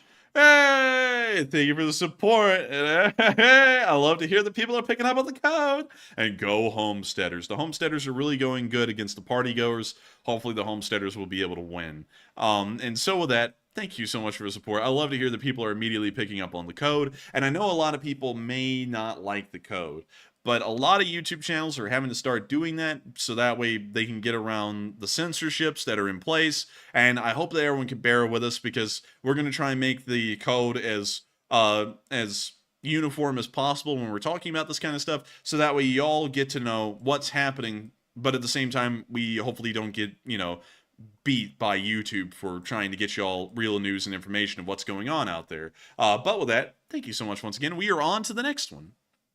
And the next one goes to Philip Fix's LSA, who puts in a 2 and says, if you go to UCF, there are a ton of military contractors. UCF, isn't that like MMA? UCF? Isn't that like a college? Man, if you UCF, isn't that like a KFC but a ripoff? UCF, isn't that like a tank? UCF, isn't that some kind of a legal form? Man, I don't know where to go after that. Well, I guess that ends that streak. But interesting. I don't know what UCF stands for. But I will look into it, and I will see about trying to find myself some military contractors. Not for me, just to know them, because I think that'd be cool. But still, with that, thank you so much once again for support. I hope that does address that well. And with that, we are on to the next one. Jet Fusion said, that's so weird. Can't talk about reality anymore on YouTube? No, you can't, because they don't like it. Well, you can, but you have to talk about it a certain way. And the way we talk about it, they don't like it. And so we can't. So we have to figure out a way to encrypt it. But with that, I hope that does address that well. Sad, I know, but sadly, it's what we have to deal with. And with that, we are on to the next one. All right, and the next one goes to Nova Stardust, who puts in a 2 and says, take my money. It is from Detroit, though. So we know you worked for it hard, and you also had to fight your way in and out to get it. So it means a hell of a lot more. And thank you very much, Nova, for that support. And thank you for the support, Nova. And your support is still very big because it's from Detroit. And Matthew's right. You had to grill for that money. I mean, and when I say grill, I mean you had to krill for that money. It was a 1 in a trillion chance that you were going to get out with that cash. And I got to thank you so much for the support and helping us to keep this thing running. Because if it wasn't for folks like you, where would we be? We would be nowhere. So thank you so much once again. I hope that does address that well. And man, look at that urban planning. You know, they had like the whole roads leading right into the middle of downtown right here. It was nice. It was nice. And then what happened? Was nice, All yes. the auto industries left and the place went to hell. I hate that because Detroit was really on top of things up until about like the 1970s. And then the decline began because the auto industries left and the entire city's economy revolved around the auto industry. Like, hell, like it's so bad. Look, that's the Packard factory right here. I'll show you this, Matthew, because it's on Street View. But this is how quickly the town descended, is that this was the old Packard factory for the Packard Car Company, and they went bankrupt, I think, in like the late 50s or something like that. They shut down. The city was already getting in such bad shape, they couldn't even pay to really demolish the building or anything, so it just got left here. And it's just a sign of what the city once was and what it will no longer be, most likely. Well, that's something. That's a damn abandoned factory right there with some trees growing on it, man. It's tough. Yeah, maybe. There's a Wendy's right there. You see that? Oh, Wendy's? Really? Where? Yeah, like out of all the stuff on the map, they have a Wendy's logo like right there on the right, just randomly. Do you see that on the little road right there? Damn. Yeah, right it's there. So in the middle of this part of Detroit, there's a Wendy's. They have the Packard factory. Look at that. Goodness gracious, man. They have a Packard factory. They have all this stuff in Detroit. But guess what? What's getting the pin? The Wendy's. Dude, this is wild. Like, I don't know what's this thing over here. It's like, this is electrical stuff on this side of the building. Usually that's on the back, but this might be a bad neighborhood. They got plywood over the drive-through window. Wait a minute. Let's count the cameras. 1, 2, 3, 4, 5, 6. 6 cameras that we could see just on this side of the building. That's a lot of cameras for a building that small. I mean, they got every angle covered. They'd be locking down Wendy's like Fort Knox or something. Like they're making gold hamburgers in here. Oh my! Dude. Oh, wait a minute. Biggie bag sandwiches. What's a biggie bag sandwich? What is a biggie bag sandwich? I've never heard of that before. Dude, what the hell? That shit. Wait. No comment. Let's see. Wait a minute, hang on. I'm interested now. We got some Detroit lore going on here. We got biggie bags. I got to figure out what's going on here in this part of the city. Hang on. Let's see. We got Lotto Kerosene ATM bridge card. Oh, dude, they sell it straight up kerosene. Dude, you're going to be going down the street and burning down a ruffian's home with some kerosene up in here, man. This is wild. And like every single building outside of this gas station and that Wendy's is abandoned. Like this one and that one. Dude, this is wild. Like, and what's crazy, y'all, is that Detroit peaked in its population, I think, in like the 50s, and nowadays it's a third of the size. Like, it used to be like 1 point something million, now it's like 300,000. So it's a city that was built to support like 1.3 million people, but there's only 300,000 people living there now. So, you know, 60-something% of the buildings at this point are just completely abandoned. But yeah, that's true. But dude, I'm looking at the chat, and the chat is wilding right now. Let's see what else we got down here. Man, it's like Urban Explorer in here, but like, you know. Y'all want a biggie bag? Dude, y'all want that biggie bag, my boy? But anyways, let's see here. We got what the hell? Day's Detail? Who the hell is Day? We got East Coast Collision Auto Repair. Minor repairs, only minor. You know, if you get shot up, bad luck. But let's see here. Wait a minute, East Coast Collision? Dude, isn't Detroit in the middle of the country? That's it, there in the Midwest. But what the hell is this? Wait a minute. Well, hold up. We got something interesting here. Brewer's Party Room Hall Rental for all occasions.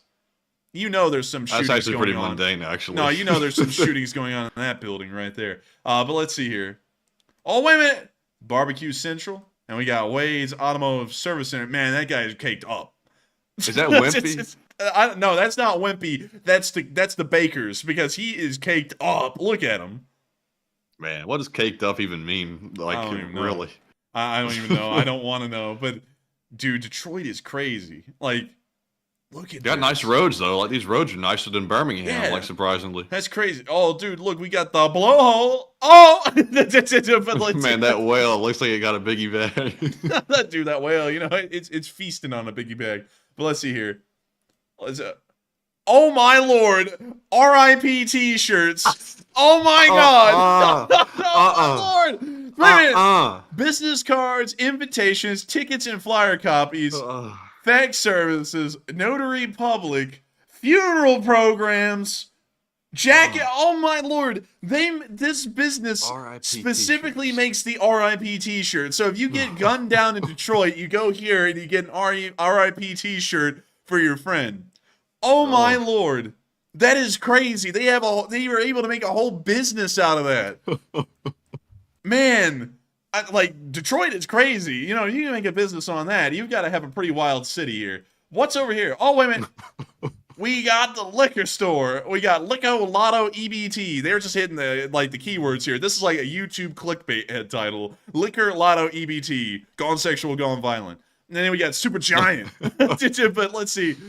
Dude, this is crazy, man. We could stretch this out. Wait a minute. Nova Stardust, the one who lives in Detroit, says, y'all found the best street in town. Please tell really? me so. No way. No way. Wait a minute. Resale shop. Dog houses. What? Who's reselling dog houses? Dude, look at the dog house. It says killer on it. Oh my damn. Dude, we got a killer. Dude, we got a killer. But that dog's a certified killer. Dude, and that thing's just got the glowing white eyes, man. There's no dog in that house. It's literally just an ethereal demon of the friend that just got killed that you got the RIP shirts for. And then you got picnic tables and barbecue pits. And then they deliver. An interesting diversification. They got those dog houses, got that dog in them, then they got that barbecue pit. What's over here? The bakery. Okay, well, we got a bakery. That's actually pretty upscale, actually. That's actually pretty nice. Oh, we got the Matrix. We got the Matrix up in here. Oh my lord, dude, this is great. Oh wait a minute, this building actually looks nice. What's in here? Is it like apartments? This is like the most abrupt shift from like the other street to this street. Like it got suddenly like super upscale over here. Let's see, what do we got down here? We got Covenant House Academy East. Is this a school? Is this like a magnet school or something like that? I don't know. Nah, I think those are apartments. Oh, I mean, they do have bars over like the air conditioner units. Like they're like, you ain't getting those. Well, let's see. You know who else had bars? Biggie. Yeah, that's what I was about to say. All right, you got it right. Oh wait a minute, we're getting to some more like. Oh wait a minute, dude, the Burger King literally died like in between the car getting there. Look, Burger King exists. Oh wait a minute, it was just dead. There's still Burger King. Yeah, Burger King got slaughtered. But what was on the sign? Do they have biggie bags? They have 10 nuggets al hiri. G. 149. And what else do we have? We got a gas station. No, get me back out on the street. We got to get back out there. Is that a body laying on the ground right there? No. It's not. It's What the hell? Wait a minute. What did that billboard say? Oh, okay. Well, let's go back and look at the old billboard. That could get political. Well, let's just see. Don't even start. That's it. That's what I'll be saying to the bots again in the live chat. Don't even start with me. Dude, that's a phrase we need to put on a RIP t-shirt right there. Don't even start. Rip. That's it. But let's see. Dude, oh my lord. I could honestly go on for hours looking at the city. And I'm not saying that like to just completely disparage it or anything. It's just this wild, you know, like you can have businesses and just abandoned buildings. Like, well, businesses that revolve around folks dying. And also, wait a minute, hang on, y'all. I gotta ask this. Who the hell goes to the fish and the chicken? Fish and the chicken, like that's diversifying too much. You either do fish or you do chicken. You get your seafood restaurant or you're like a chicken restaurant. You know, like Chick-fil-A or something, or the church's chicken or something. You can't do both. You just can't do both well. They don't mix. Your chicken's going to taste like fish. That's going to be terrible. And that's probably why they got no business. That's probably why there's no one around buying their stuff. Is that a whole bus stop? Yeah, that's the most chaotic Google Maps like view I've ever seen in my life. Like, there's a bus stop there. There's a guy selling fish and chicken at the same place. Like, what's going on, man? Dude, come on, Jack. Wait a minute. What's in the strip mall? What's in the strip mall over here? Let's see. We got what's in the strip mall. We got Metro Cricket. Oh my God, where men and women's big tall size, Pink Beauty Supply, bakery, deli and hot food, Rock Cities Eats and Sweets, and House of Gumbo. Oh, that actually sounds pretty good. House of Gumbo. Actually, I could go for that. Man, I bet you the food smacks, because if it's called House of Gumbo, you know it's the simple names. They always get the best food. But some of those fellas didn't believe in branding, though. If you call your place just bakery, and then you also have deli and sandwich, there's no branding to that whatsoever. You just know it's good and you go. Dude, that's like the Russian equivalent of like an American like representation. It's just bakery, laundry store. that's like the signs when they make a fake American town.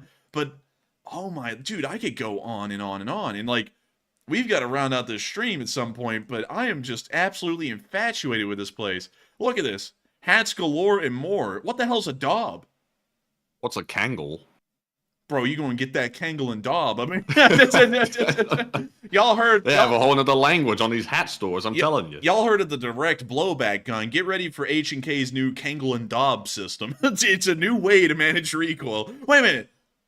King of Buds. Best weed in the D. That sounds wrong. 21 plus.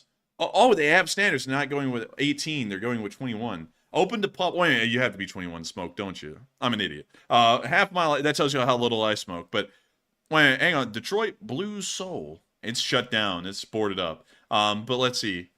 What else? I think that was just for safety, but you know it could be. You know, I'm gonna go with the positive. It probably shut down. Good for them. Better made snack foods.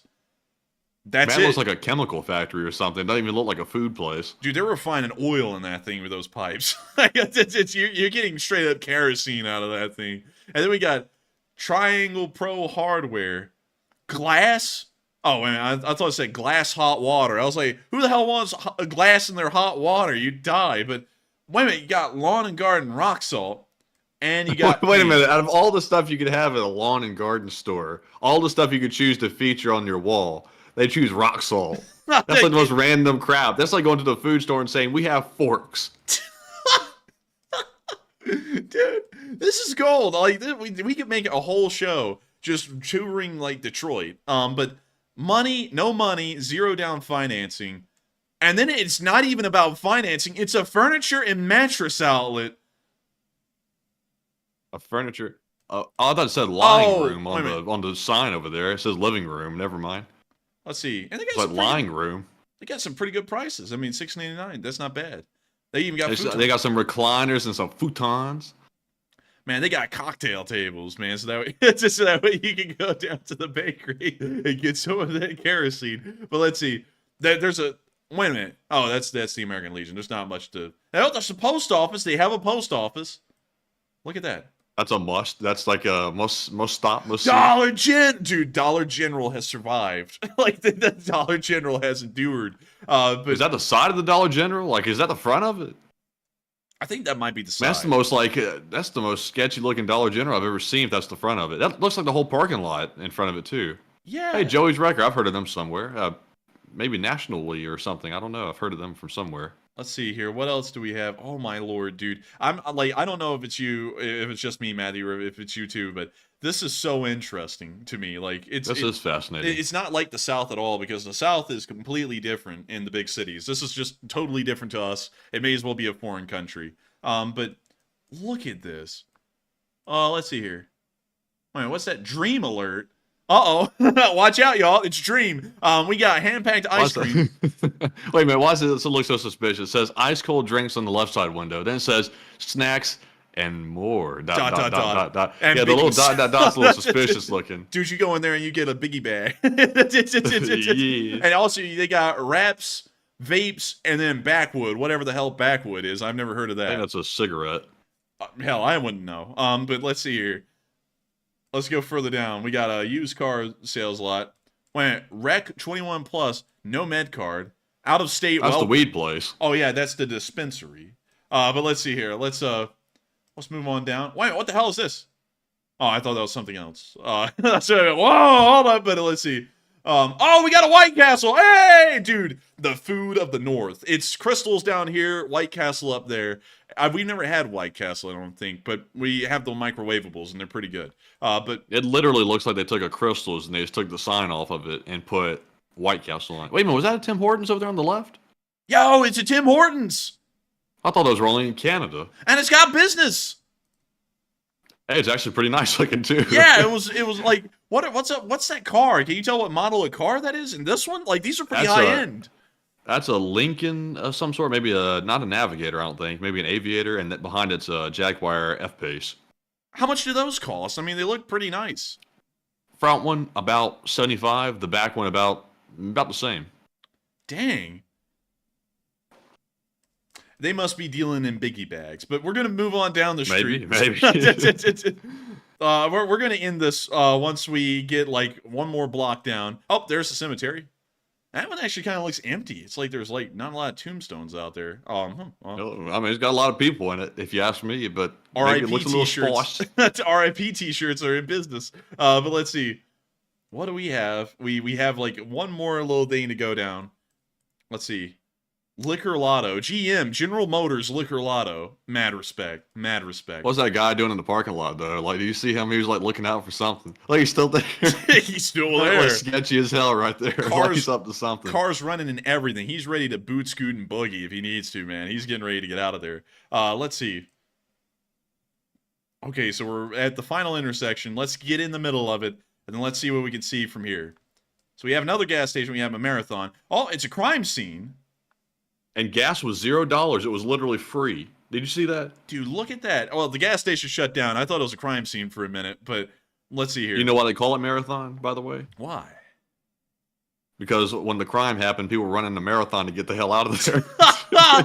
Oh, man. And then we got the Family Dollar. That's pretty normal here in the South. Those were around. And then we have Quick Locks and wait a minute. We got to move down and see this. This is lasting, though. But Quick Lock and Alarm. We repair electric wheelchairs, electric scooters, wheelchair lifts, locksmith service, key cut, deadbolts, locks installed. I like that these guys in Detroit, they're very diversified, like every business. Like these guys repair electric scooters and stuff, and they also pick the lock too. Oh man, dude, and I'm telling you what, man. Detroit's crazy. I mean, like this is crazy. But nevertheless, we weren't even supposed to go down a rabbit hole of looking at Detroit for that long. I hope y'all enjoyed that though. It was very interesting to us, maybe interesting to y'all. Actually, we had gone all the way down the street from like the Wendy's here. We went all the way down to the airport. That's actually a pretty big stint. Yeah, look at that. Man, I got to say, Nova Stardust, like, no offense. I think you were also roasting Detroit as well yourself, even though you lived there. Detroit is not the nicest place I've ever seen. It reminds me of where we grew up in Montgomery. It reminds me of that almost verbatim. You know what? Redemption. What does downtown look like? Actually, downtown is pretty nice, actually. That's actually pretty upscale. That's nicer than Birmingham. Pretty damn posh, I'm not going to lie. But, you know, because everything else is abandoned outside of downtown because, you know, there's almost no one living in Detroit anymore, it gets pretty sketch pretty quick. But this is beautiful, actually. I kind of like this. Yeah, it's actually pretty nice. They've actually taken really good care of it. The sidewalks are clean. They've got the nice, like, street poles and stuff like that. They got construction going on. I mean, it looks pretty good down here. Yeah, it's like Birmingham's getting kind of stale. Also, Moose Jaw. Moose Jaw. What the hell is that? And they got Nike. Oh, that's nice, man. This is nice. Wait. Wow. Dude, this is totally different than outside of downtown. Downtown is super nice. Outside of Lululemon. I've never even heard of this place, like, being a real store. I've always heard of it, but I've never seen it. Wow. Lululemon. Well, anyways, we've rabbit-holed so much on Detroit, but still, thank you so much once again, Nova, for the support and helping us keep this channel running. I hope you enjoyed us looking at Detroit, and thank you so much for the support, because regardless whether the support comes from Detroit, Iceland, here in the South, here in Alabama, wherever it may be. And by the way, I don't mean to like diss on Iceland. I don't know why I throw y'all in. Y'all have a beautiful, amazing country. It's a great looking place. But I got to thank y'all so much for the support and helping us to keep this thing running. Because if it wasn't for y'all, we wouldn't be able to make this thing possible. And so with that, we are on to the next one.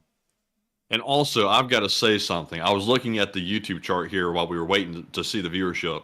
We have retained people the best I have ever seen during the question segment, during this Detroit, like, viewing the city routine. Like, it is literally a flat line for retention. I've never seen that ever during the question segment. Y'all apparently really liked that. Out of all the things we discussed in the question segment, y'all loved us looking at Detroit and sort of trying not to roast it, but roasting it at the same time. So very interesting. Dude, but nonetheless. Dude, everyone was going for the whole hour that this has been going on. They're like, all right, I'm going to head out. And then we started watching Detroit, and everyone went, he's on to something. And then they all stayed. Like, everyone stayed for that whole thing. It's like, out of all the stuff, Detroit kept us here. That rabbit hole was very successful. A big success, yes. Great success. But anyways, unfortunately, we have two more super chats to get to before we get to our live chat questions. And this one goes to Neil Vizanot, who puts in a 2 and says, for Chris's mom, pay her for what she was worth last night. Oh my lord. Just doing a shirt from Detroit into murder. Someone go get an RIP t-shirt for Chris's mom. Neil just did it. But still, thank you for the support, Neil. We will make sure to catch her when she drops by again. And so with that, thank you so much once again. I hope that does address that well. And with that, we are on to the next one. And the next one goes to Beavis71, who puts in a 2. And thank you very much, Beavis, for that support. They said, please poll, how many Polish people are watching live? And Beavis, we are running so late tonight. Sadly, I can't run another poll tonight, but remind me tomorrow, and we shall run a poll on that and see how many Polish people are watching. But in the meantime, thank you very much for that support, and we do appreciate it very much. And now we are running so overtime. We're getting to our live chat questions very late in the evening. And my Google spreadsheet just froze up, locked up, and went white. That is lovely. So enforce your filibuster for just a moment while I try to restart the spreadsheet. We're going to wait for Matthew to get the spreadsheet working. We are going to drop down into a random town in France. We're going to look at Le Mans, and we're going to see what Le Mans looks like as a city. So let's go out here. Got it working. Oh, dang it, man. I was about to get into Le Mans. Oh, it's actually really nice. Le Mans. Isn't this where they hold the race? Yeah, or is this not that Le Mans? No, I think this is the Le Mans where they hold the race. Maybe we can see the track somewhere around Le Mans. Oh, wait a minute, hang on. Here we go. Is this it? Is this like attached to the thing out here? I thought it would be. Yeah, it's around Le Mans, the city, now that I see it, but I don't know where it was. Damn it. Well, Le Mans looked really pretty on that one street. But anyways, with that, we are on to, I think, the Morse code message, if we have it. So tonight, we did not get the Morse code decoders. I did not see them in the live chat. I did ask several times. So if it was in there, I did not see it, sadly. But let us know if you did solve it, and we'll call it out before we end tonight. And we are moving on to our first live chat of the night. And Beavis, I will get to your poll tomorrow. Trust me. I see you saying in the live chat, please do, and I will. Remind me tomorrow, and I'll put it on the poll. But moving on to our first live chat question, we have one from Riddle Me This. It says, have either you or the Enforcer seen the newest improvised anti-submarine rocket launcher mounted on a truck and braced with wood? And I personally haven't. I haven't, and I'll be looking for that. If you want to, send a picture of that to us over Twitter, because I'd love to see it, because I haven't heard or seen of that at all. And so with that, I hope that does address that well, and we are on to the second to last question of the night. And this one goes to Guamson Cruz, who says, what's the chances of NATO sending in their own F-16s under the guise of being Ukrainian once Ukraine receives theirs? Chances are pretty low, because we put a lot of training into the Ukrainian pilots that were brought out of Ukraine for that reason. So we would probably want them to do it, because one, they're well trained already and they'll be able to do it effectively, and two, it'll ensure that we stay out of things directly. And so with that, hope that does address that well, and thank you once again for asking a really interesting question. And we are on to the final question of the night. And so, who is the lucky last person who asked the lucky last question of the night? And that viewer is Todd Abbott, who says, do you think that shotguns would be a better defense against kamikaze drones for the troops in the trenches? Yes, I've been a vehement advocate of shotguns in the trenches for anti-drone work for a year at this point. Load them with birdshot, buckshot, whatever you prefer. Shoot it at a drone. It will hit it. It will take it down. Buckshot has more range. Birdshot will probably be more effective. And I think that it would be the perfect drone defense, because they're trying to find expensive ways to stop the FPV drones by like aiming an anti-drone gun at them. That stuff isn't going to work. You got to make it. You got to make that simple. You know, the technology could fail. Shotgun shells are not going to fail. That birdshot will hit it, and it's going to take it down instantly. So I would say yes. I think that those shotguns should be there, and I think that they should become commonplace for whoever the designated squad member is, whose role is anti-drone warfare. And so that, and also someone said Mossberg or Remington. Man, rip Remington. I mean, Remington was. Did you know, Matthew, that Remington went under? I thought they got acquired by some company. They went under, but they got acquired after they went under. Oh, that kind of deal. So, Yeah. in other words, they couldn't find a buyer before they went under. So, apparently nobody wanted them that bad. Yeah, and then someone bought Remington after they had went under, and then they started to bring them back, and now Remington's name is being put on, like, what I could describe, like, from what I've heard. I haven't actually shot a Remington, a brand new one, but I've heard they're garbage, and I hate that, because it's kind of like what happened to Colt back in the 2000s. But still, with that in mind, I would say if you had to pick, it would be a Mossberg, because I think Mossberg shotguns are still something that you can rely on. And that's also the standard issue shotgun here in the U.S. Army are, I think they're like Mossberg 550s or Mossberg 500s or something along that line. But with that, I hope that does address that well, and I think we've reached the end of tonight's stream. And we have. So we have. Well, I almost coughed up my throat right there. But I thank you all so much once again for watching. I hope you all have enjoyed this stream tonight. It's been very unique. It's been very interesting, especially with our Detroit rabbit hole there at the end. I hope you all enjoyed it. And if you all did, make sure to hit that like button. Make sure to subscribe. Make sure to share the stream with all of your friends, all you fellas. Let them know. And make sure to be here with us tomorrow as we run the Sunday night fundraiser, and make sure to send our fundraiser to the stars. And we will. The best night of the week, no cap. Because the Lee Spring Army always sends us regards every Sunday. And so with that, good night, good luck, stay safe, take care. Slava Ukraini. Long live the Lee Spring Army, long live the United States, and long live Israel. And with that, good night, good luck, and take care. And good night, folks. Thank you all for another great stream. We'll see you all tomorrow on the fundraiser stream, and I better not catch you buying a biggie bag. Good night. Man, you have a biggie bag. The Lee Spring Army sends its regards.